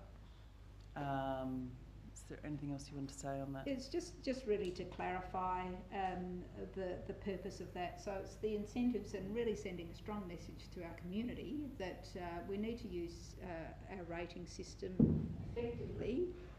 People who have short stay accommodation in residential areas effectively having commercial businesses in residential areas. So it should be reflected through that rating scale when we come to it. So that's a clear message to Ms. McDonnell and her team. It sounds like largely a drafting amendment, but did you want to speak to the amendment? We might deal with the amendment first if we can, just to keep it... Can I just ask a question? I mean, the word through you, because I support the 123. The significantly higher rates for short-term accommodation, does that, and you did refer to it, in residential areas we have commercial properties. I think of a broker in Lena Valley. I think of hairdressers dotted. I see cafes dotted here and there. So what you're really saying, significantly higher rates, means you're just suggesting perhaps when we do this review we look at commercial rates rather than residential rates. Is that the intent? Oh, I believe that to Ms. McDonnell and her team. Do you understand the question? Or hear the question? Ms. McDonnell? To you, Lord Mayor, could I have the question repeated? Yeah, look, in the motion that the Deputy has read out, it says significantly higher rates for short-term accommodation. I read that to mean that in the review you'd be considering charging, rating it as if it's a commercial premises rather than a residential premises. The similar sort of rates you'd pay for motel accommodation, things like that. Is that what you would think when the words significantly higher rates would mean? Ms. McDonnell.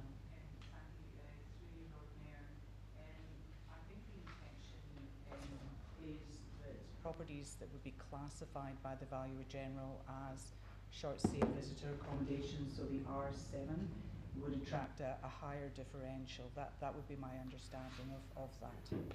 Which approaches a commercial rate. The Auditor General determines what. Sorry, Alderman Sexton. Oh, we're just picking up your conversation, your voice, Alderman Sexton. Thanks. You've just gone on mute, which is good. Oh, sorry. And I hope my time stopped then, but I was asking questions, I think. Yeah, so if it's the understanding that it would be more the commercial rate and the Auditor General would somehow rate it, presumably through, if there's an existing permit, then they would rate it, or would it be actual usage? You know, my point earlier tonight was that some of these residential properties could be in the residential market already, the rental market already, long-term rental market. How would you pick it up? How would you or the Auditor General pick it up? Thank you. Through you, Lord Mayor. So the Valuer General has classified or created a land use code specifically for short stay visitor accommodation, which is R7. That's actually a residential code. Yes. But the Valuer General has advised Council that there is only currently on the valuation roll 14 properties with an R7 classification, and it would require to do a review of properties that we advised to the Valuer General were being used or had been issued with a permit. And the Valuer General has commented that some of those properties may or may not actually be using the property for short-term visitor accommodation, even though they have a permit. So they would need to do that review. The valuation roll would need to be updated with the properties that are classified as R7, and then we would be able to differentially rate them accordingly, should that be the Council's decision. Thank you. And you answered a question or the comment I made earlier, that there is it appears to be a mechanism to work out whether a residential property, even though they might have a short-term accommodation permit, may not be used for short-term accommodation, maybe for long-term.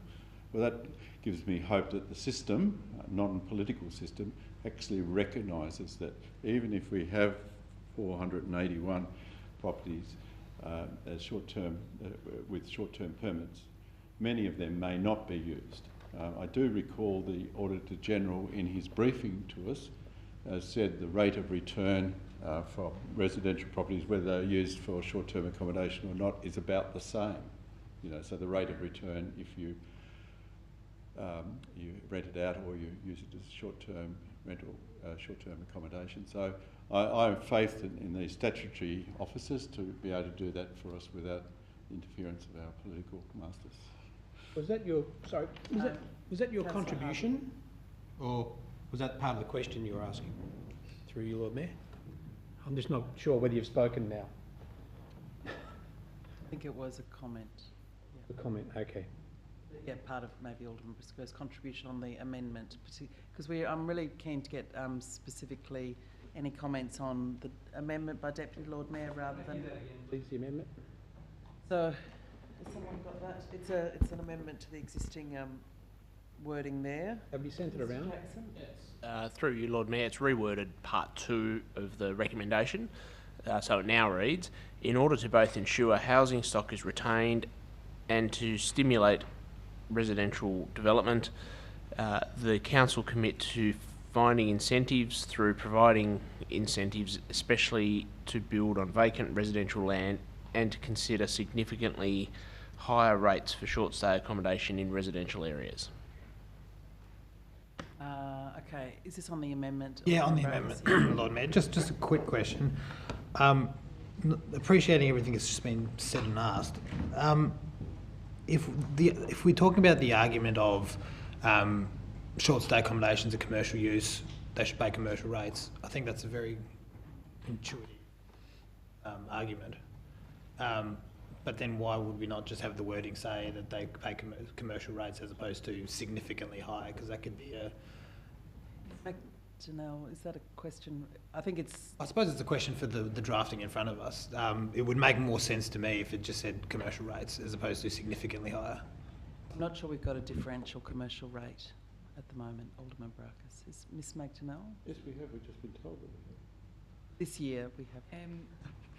Through you, Lord Mayor, what we have this year is a mixture of rates capping and differential rates. The differential rates are on the fire rate, not the general rate. Okay. Do you want to make any? Oh, look, I think it still, goes to the argument that if it's a commercial use, they should pay commercial rates. I would support that. But I think significantly higher rates, I think leaves too much to the imagination for me to be able to support that. Ms McDonnell, can we just get clarity? I think there's a perception that there is a commercial rate and a residential rate. Can you just clarify that, how it's generally been in Hobart, not so much right now, but what the general... Yes, thank you. It's really to do with how properties are valued. So a residential property is usually about 4% of the capital value of the property. There is provisions in the Local Government Act that a property can't be less than 4% of the capital value, so it's assessed annual value. Traditionally, commercial properties, particularly in some areas such as hotels, motels, even some office accommodation, can have an assessed annual value of a percentage much greater than 4%. So it can attract yields of 8%, 10%, 12%. So as a result, commercial properties usually have an assessed annual value much higher than a residential property would have. So the conversation around whether it should be commercial rates or residential rates is the Valuer General has determined that these types of properties will have a residential classification, so R7, which means that any differential that the Council wished to consider as part of its broader review of rating and evaluation strategy would need to be of a quantum greater than the ordinary general rate for a residential property in order to have the effect, should the Council wish it to be, of that property owner having to pay higher rates than a normal residential property owner. Ms McDonnell, that was really good, clear. Okay, any further discussion on the amendment? Do we want to read it, have it read out again, or is everyone clear on it now? I think it's largely drafting. Just a clarification, because I think through you, Lord Mayor, another question. So the rates depend on the AAV, and the AAV would be determined by the Auditor General, not us. That is correct. The Valuer General determines the assessed annual value and land value and capital for every property. The Council has no role in that. Good, thank you. Just for further clarification, but we can apply a certain amount of cents per dollar depending on what class it is. Through you, Lord Mayor, yes. So the differential, the Council has the power to apply a differential, so a different rate in dollars, different land uses or property types, depending on the decisions of the Council. Thank you. Great. A little lesson in rating strategy. Indeed. All right, so I'll put the amendment from Deputy to the item 2. All those in favour say aye. Against say no. Carried unanimously. And we'll go back to the substantive motion. Is there any comment on the substantive motion as amended? Lord Mayor, could I get a clarification on part 1?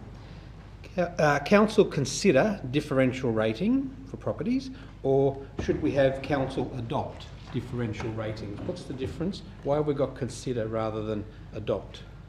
Ms McDonnell. And is it the same outcome? Thank you. Through you, Lord Mayor. The Council had, the recommendation before you is that we do consider this as part of the City's broader review of its rating, revenue and valuation strategy. So it is considered this would form part of that review and would be considered together with a mixture of other things, and also be subject to some rate modelling and consultation as well. Thank you. So we still might not do it because it's part of a review, as opposed to if we said adopt, then we would do it. I think that's the response, yes. Just a clarification, so through you, Lord Mayor.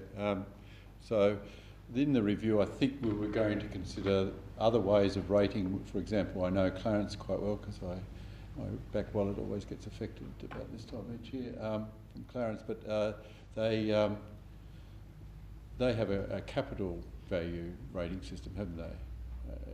And that's in the review. We would be considering the types of ways we can rate our properties. Is that correct? Or?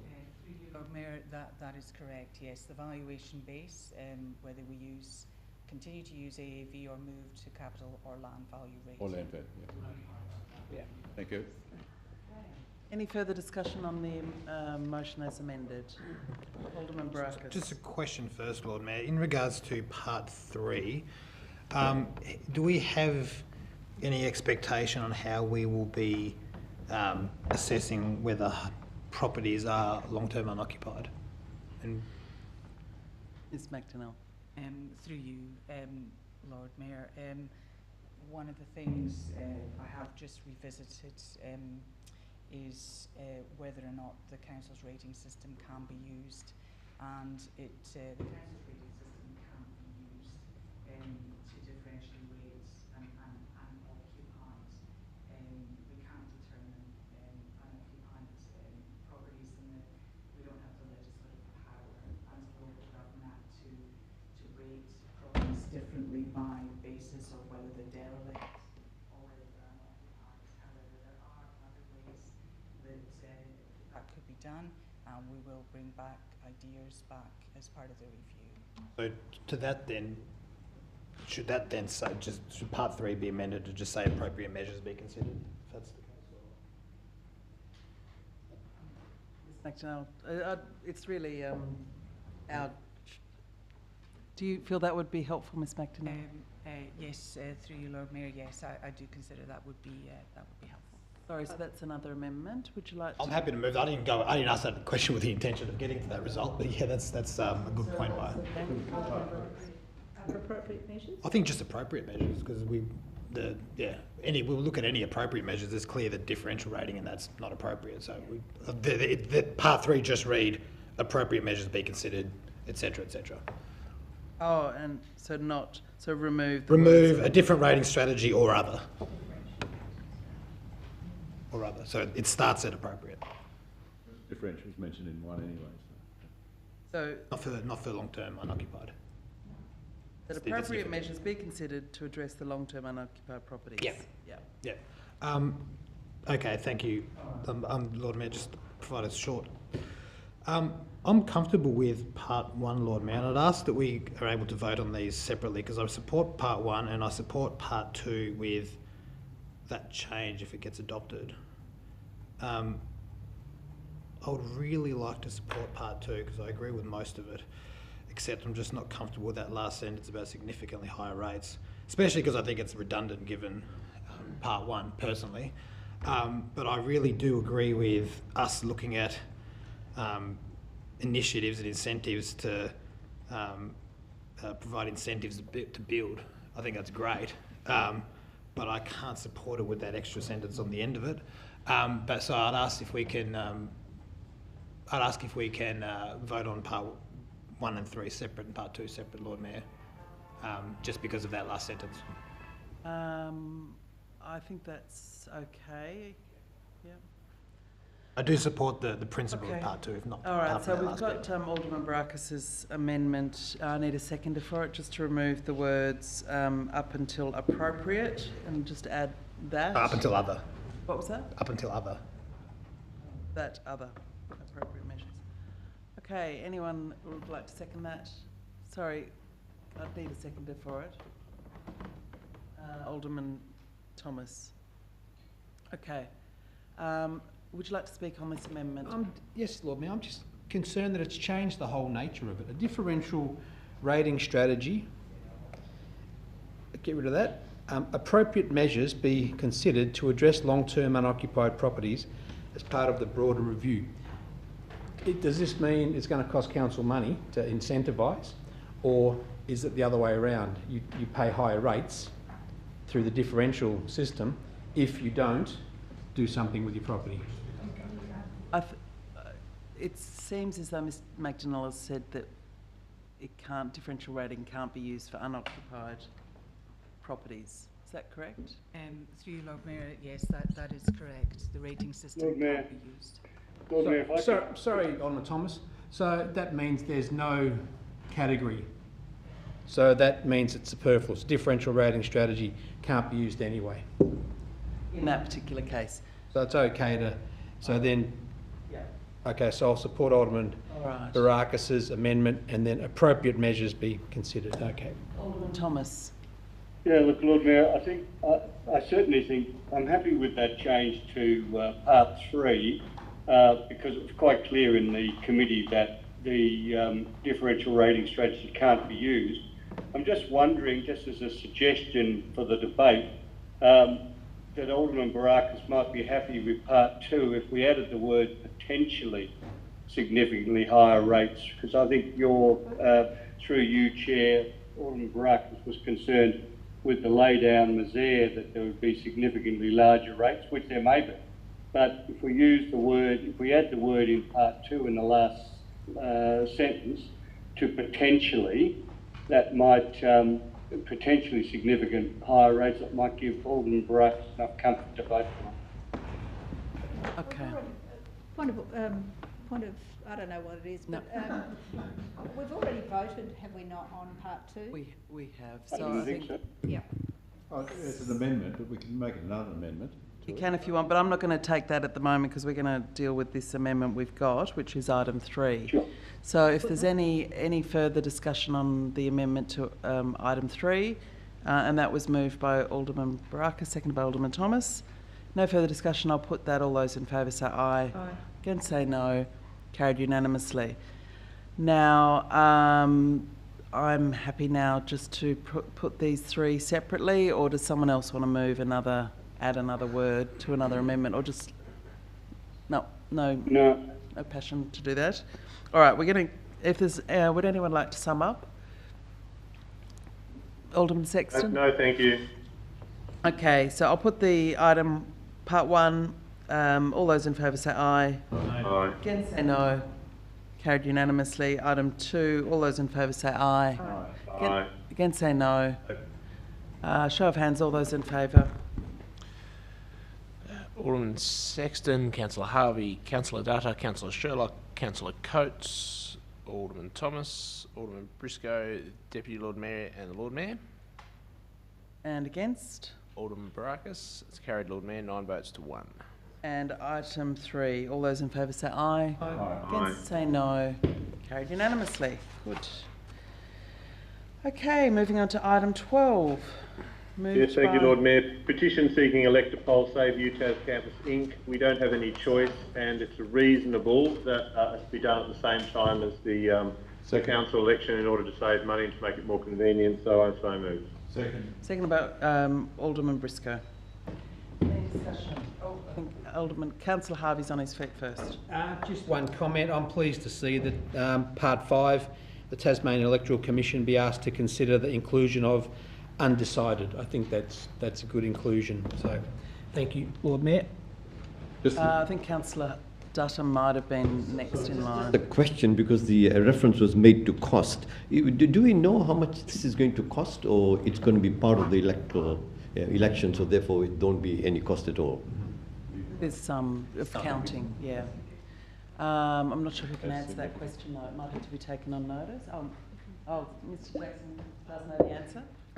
Lord Mayor, I'm not sure I necessarily know the answer, but I can answer. I can address the question.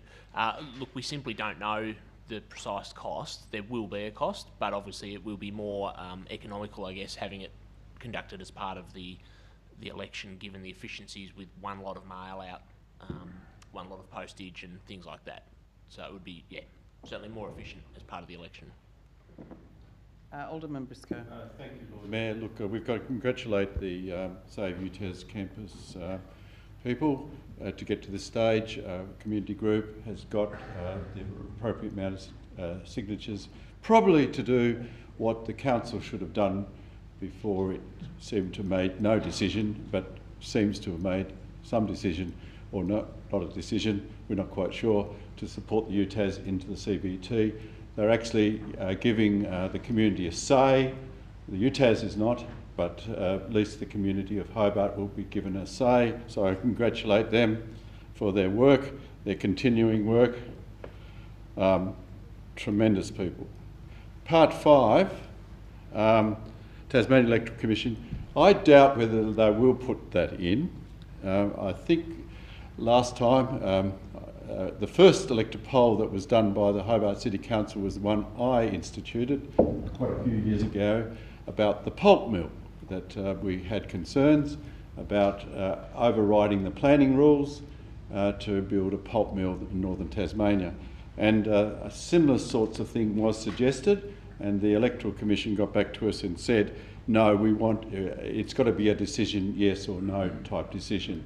And even the Electoral Commission did change the wording slightly so the question was not biased, and I imagine the same here. There will be discussions with say UTAS people and through a legal officer, I imagine, to work out a question which in itself is not biased by asking the question. So I doubt whether the Commissioner will, but I'll be... Well, you don't know. I don't know, but I doubt with number 5 we'll get through. But still, what a tremendous achievement for this group to get to this stage, fighting the university, fighting the council, but finally got a way of getting a say in the community. Further discussion? Councillor Coates. Look, thank you, Lord Mayor. Look, I back up many, not all, of Alderman Briscoe's comments. Look, I think this makes eminent sense. You know, it is significantly, it is a significant exercise to elect a poll. It does come at cost because you've got to do, obviously, the mail out to everyone and receive it and process it.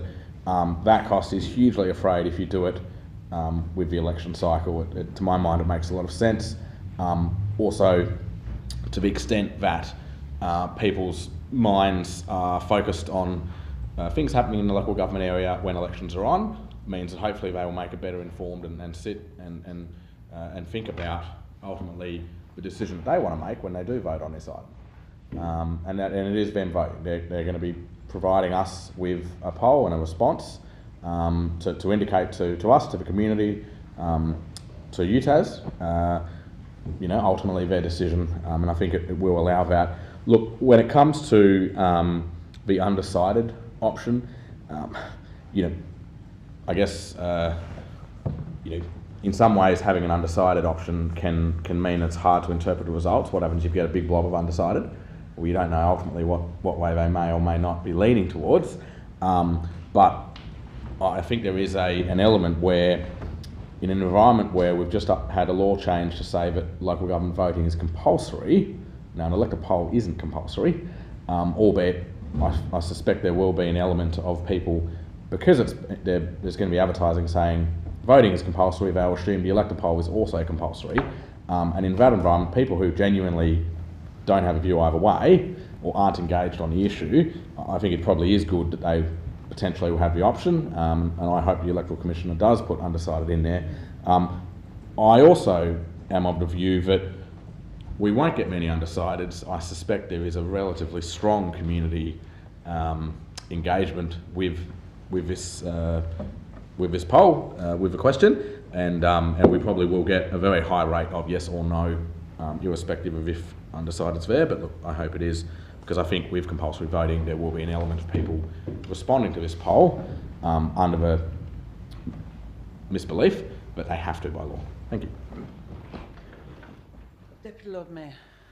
Lord Mayor, I think you know, like, I congratulate the petitioner or the main petitioner, Professor Pam Sharp, and those people who have brought this to be considered by the community.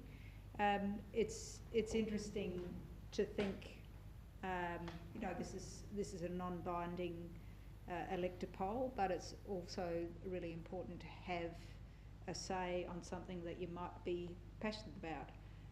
I suspect that there's going to be more undecideds than Councillor Coates might think, because I hear quite often that people, you know, don't really have an opinion on the university's move into the city, which is contrary to what we hear around this table quite a lot of the time. And so it's not necessarily an issue, but it is a chance to have a say. I'll be interested too, considering that this, as Councillor Coates has said, that this is a compulsory election for voting, and the voting system has been made simpler to try and get an improved vote. So I'll be interested to see whether we do get less of an informal vote, and whether introducing something else will actually have an impact on that. I don't know if the scrutineers can tell, but instead of just having three votes for Lord Mayor, Deputy Lord Mayor and elected member, Councillor Alderman, there will be a fourth thing to do. So a fourth sheet to fill out for the voters of Hobart. So it's not straightforward, and I do hope that this won't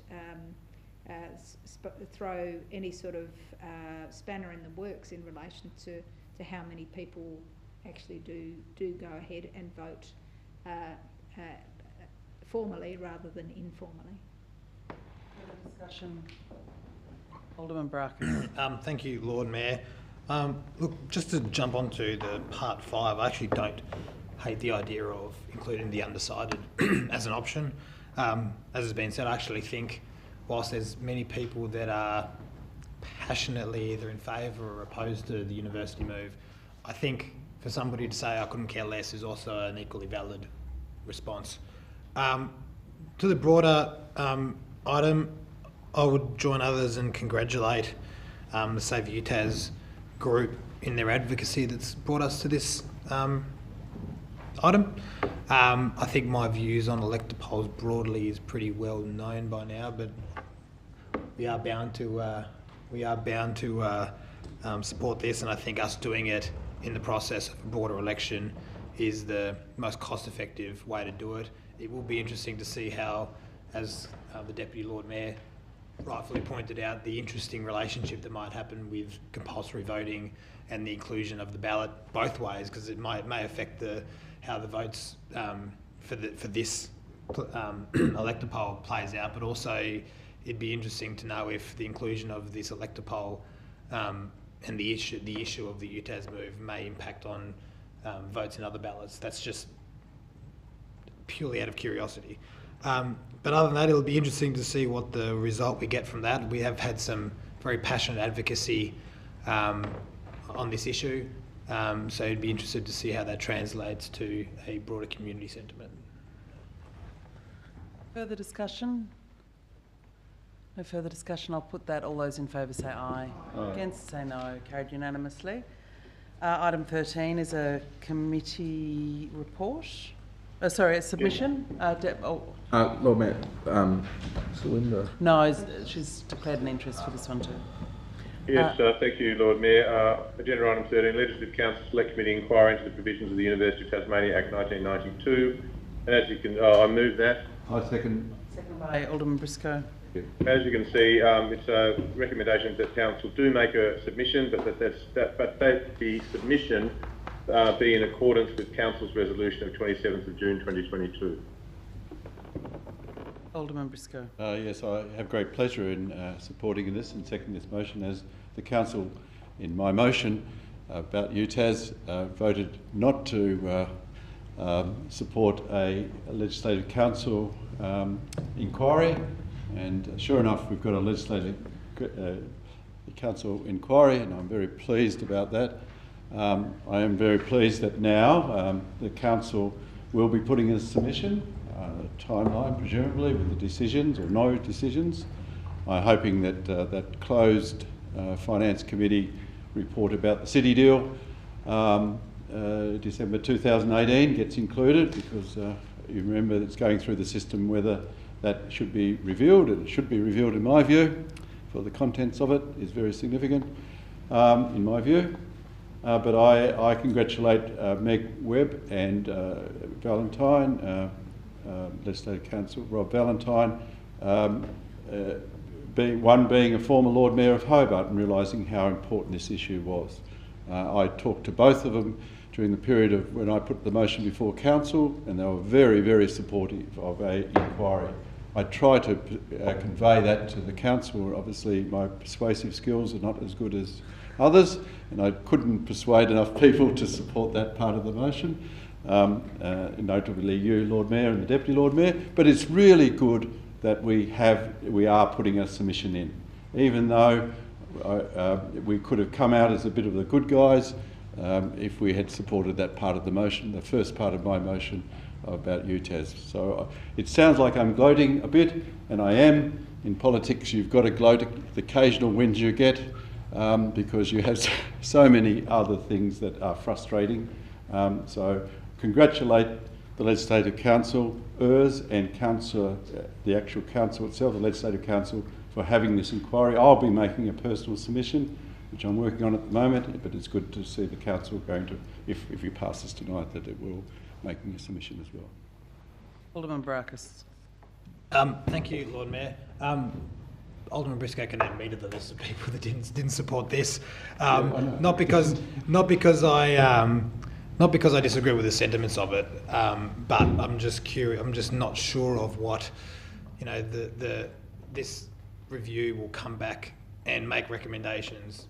I'm just not sure there's any powers to elucidate any actual change on the part of the university. But to the issue, I think, and we heard for those of us that attended, and I think just about everybody here attended the town hall meeting on this. There was issues not just around the move itself. I think it's potentially a symptom of a larger issue around universities generally, but in this case specifically around UTAS, about governance and the way the universities run. There's sort of broader issues about academic issues, academic freedom, and other matters. So I'd hope that this review is able to make some recommendations that will actually lead to some reform or lead to some change. I'm just not happy to be corrected. I'm just not sure what powers even the government really has in compelling the university to do anything in this regard. I'd like to think I'm wrong. I hope I'm wrong, but I'm just not. And that's why I didn't support it initially. It's just because I'm not sure what the end result is going to be. That said, I do agree with the principle of it, and I hope that this does result in some recommendations that will lead to some change. Any further discussion? I'll just make a point, if I may, Lord Mayor. I didn't support it because I didn't think it was the place of this council. It was really a legislative council decision or a state government decision to have an inquiry, and the terms of the inquiry, from what I read, is very, very limited, but we do have all of that information, which I think there was, about 48 documents or something about 48 documents in relation to council's dealings with UTAS. So hopefully we can, if that's at all relevant, if the CEO as part of part 2 finds that relevant, it be part of that submission. Alderman Thomas. Thanks, Lord Mayor. Just for the benefit of the chamber, realistically, and Alderman Barakis may be satisfied with this, the university's governance is heavily predicated by the University Act and by the 1992 amendment. So should the Legislative Council decide, as a result of the review of the Act, the legislation, that changes might be needed or some clarifications required, then it's quite within its power to institute a bill in the upper house which could proceed to the lower house. Now, I'm only raising this as a matter of clarification for the chamber, because clearly a review of the University Act includes a review of everything in that Act, including the 1992 amendment. That's it. Thank you. Any further discussion? Councillor Harvey. Yeah, just to clarify, our submission would be based on that volume of documents that we received on the prior to the 27th of June meeting, those 48 documents that the Deputy Lord Mayor referred to. It wouldn't be about making a new decision, anything that's, you know, based on any debate since. It's all about that factual material that we provided as part of that report. That's what I'm assuming our submission would be made on. And the second part, just to follow up with Alderman Thomas there, as I understand, the review is not about the move, it's about whether or not they had the power to make the decisions. That's how I understand this. Who's going to answer that question? I'll get one for the acting CEO. It also has a broader remit. There is a final clause that says it can consider other matters as well. Mm-hmm. Okay, so it's more than just reviewing the UTAS decision, whether it's got the power to make the decision. It's also reviewing the actual decisions. I didn't think that was the case. I thought it was just reviewing the power to make decisions. I don't know how that will be interpreted, but there is a final element that does provide a broader remit to catch other things, if you like. All right. Anyone else got a view? Just to cross-reference that through the Lord Mayor? Yeah, I've got a view. No, not yours. Neil? Sorry. Don't worry, I've got a substantial answer. That'll do. Yeah. We can read out the final clause if you like. All right. Yep. I found the correspondence attached to the Finance and Governance Committee agenda. So the terms of reference were that a select committee be appointed with power to send for persons and papers with leave to sit during any adjournment of the council, with leave to adjourn from place to place to inquire to report upon the provisions of the University of Tasmania Act 1992 with particular reference to 1. The Constitution, functions and powers of the University. 2. The Constitution, role, powers and obligations of the Council and Academic Senate. 3. The appropriateness of the Act to ensure accountable executive, fiscal and academic decision-making.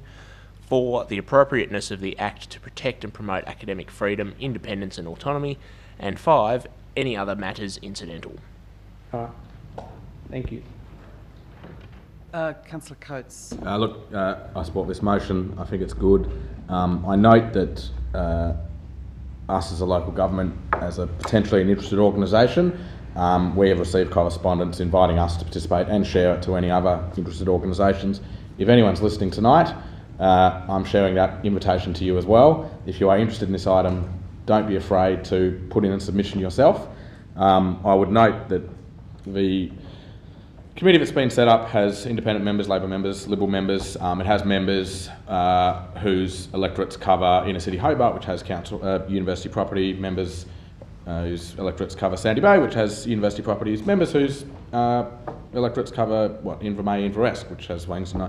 I don't know, but I would strongly suspect that similar correspondence was also sent to the City of Launceston. So look, ultimately, I think for these inquiries and committees to be successful, you want to get as broad and as full and as many submissions as possible, and that way they can go through all the evidence, sift through and do it. And I think as part of being a good citizen, a good corporate citizen is not the right word, government citizen, I guess, you know, it is incumbent on us as local government to engage with these committees and inquiries and provide evidence and view. And look, any other matters incidental, we may raise the fact that we don't have enough professional planners coming out of the university system. You never know, you never know. But look, I think it is appropriate that we do provide a submission, and I have every faith in the officers and the executive and the CEO in doing a good job in that, and I support the motion. Can I just ask a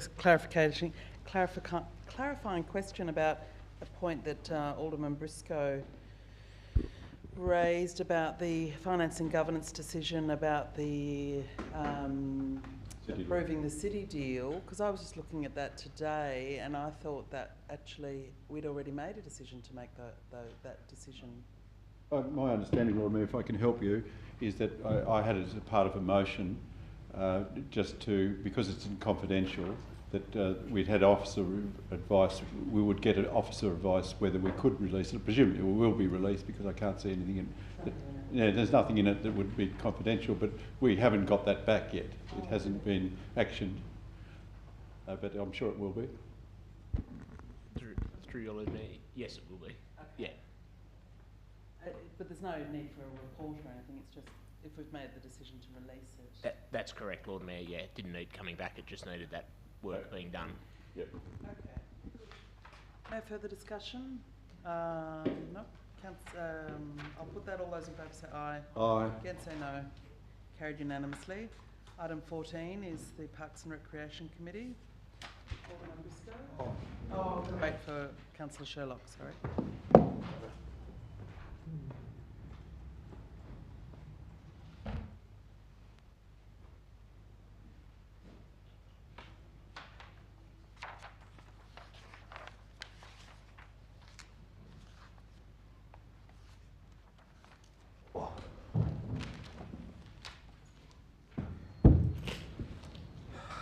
Item 14. Thank you, Lord Mayor. I move the item that's on the books.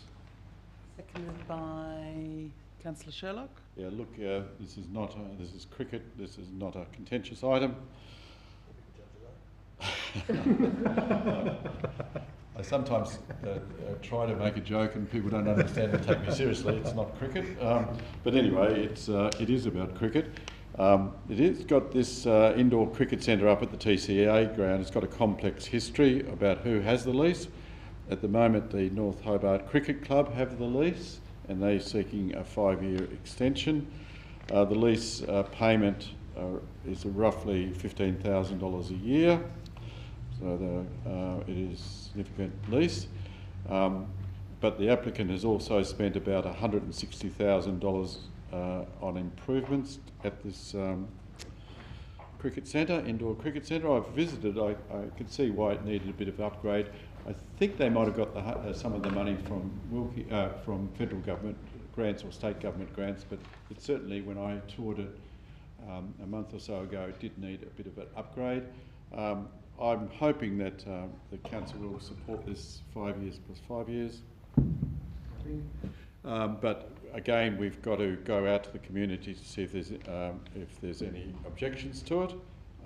If there's no objections, the Chief Executive Officer, there will be a further report provided to Council, and subject to that report, then the CEO will be authorised to finalise the terms and conditions of the lease. In the last few weeks, I've been having quite a few discussions with various sporting club presidents and their executives. And I'm finding that there is a lot of inconsistency about fees and charges. Now, it may have to wait to the new council, because we're very quickly going to get into the, what do we call that period where we're not making any great... Caretaker.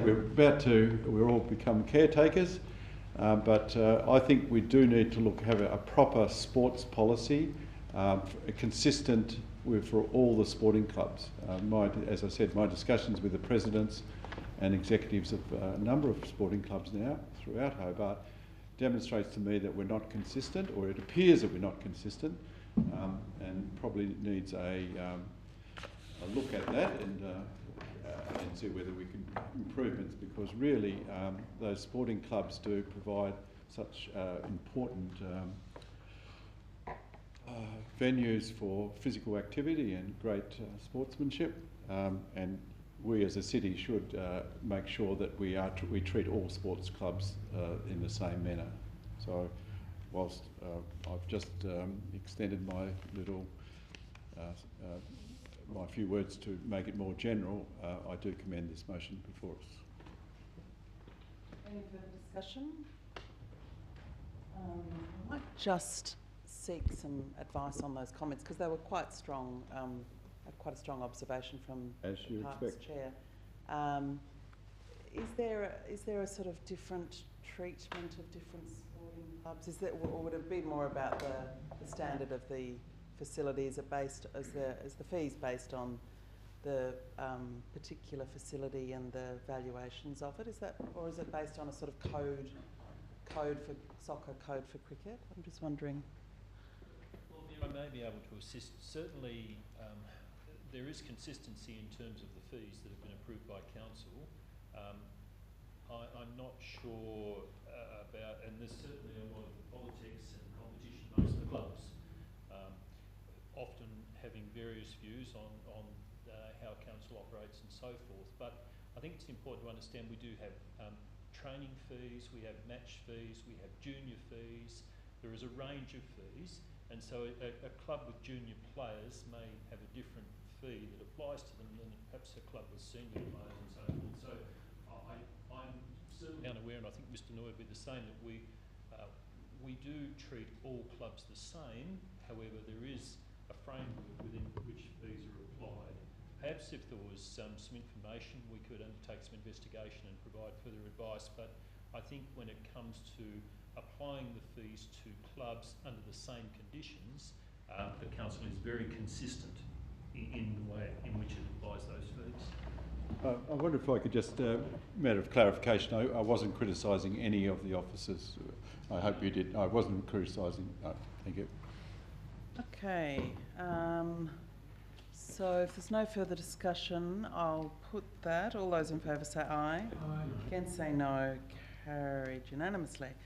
So that brings to an end the open portion of our meeting. If someone would like to move by Deputy Lord Mayor, seconded by Alderman Barakis, that we go into the closed portion.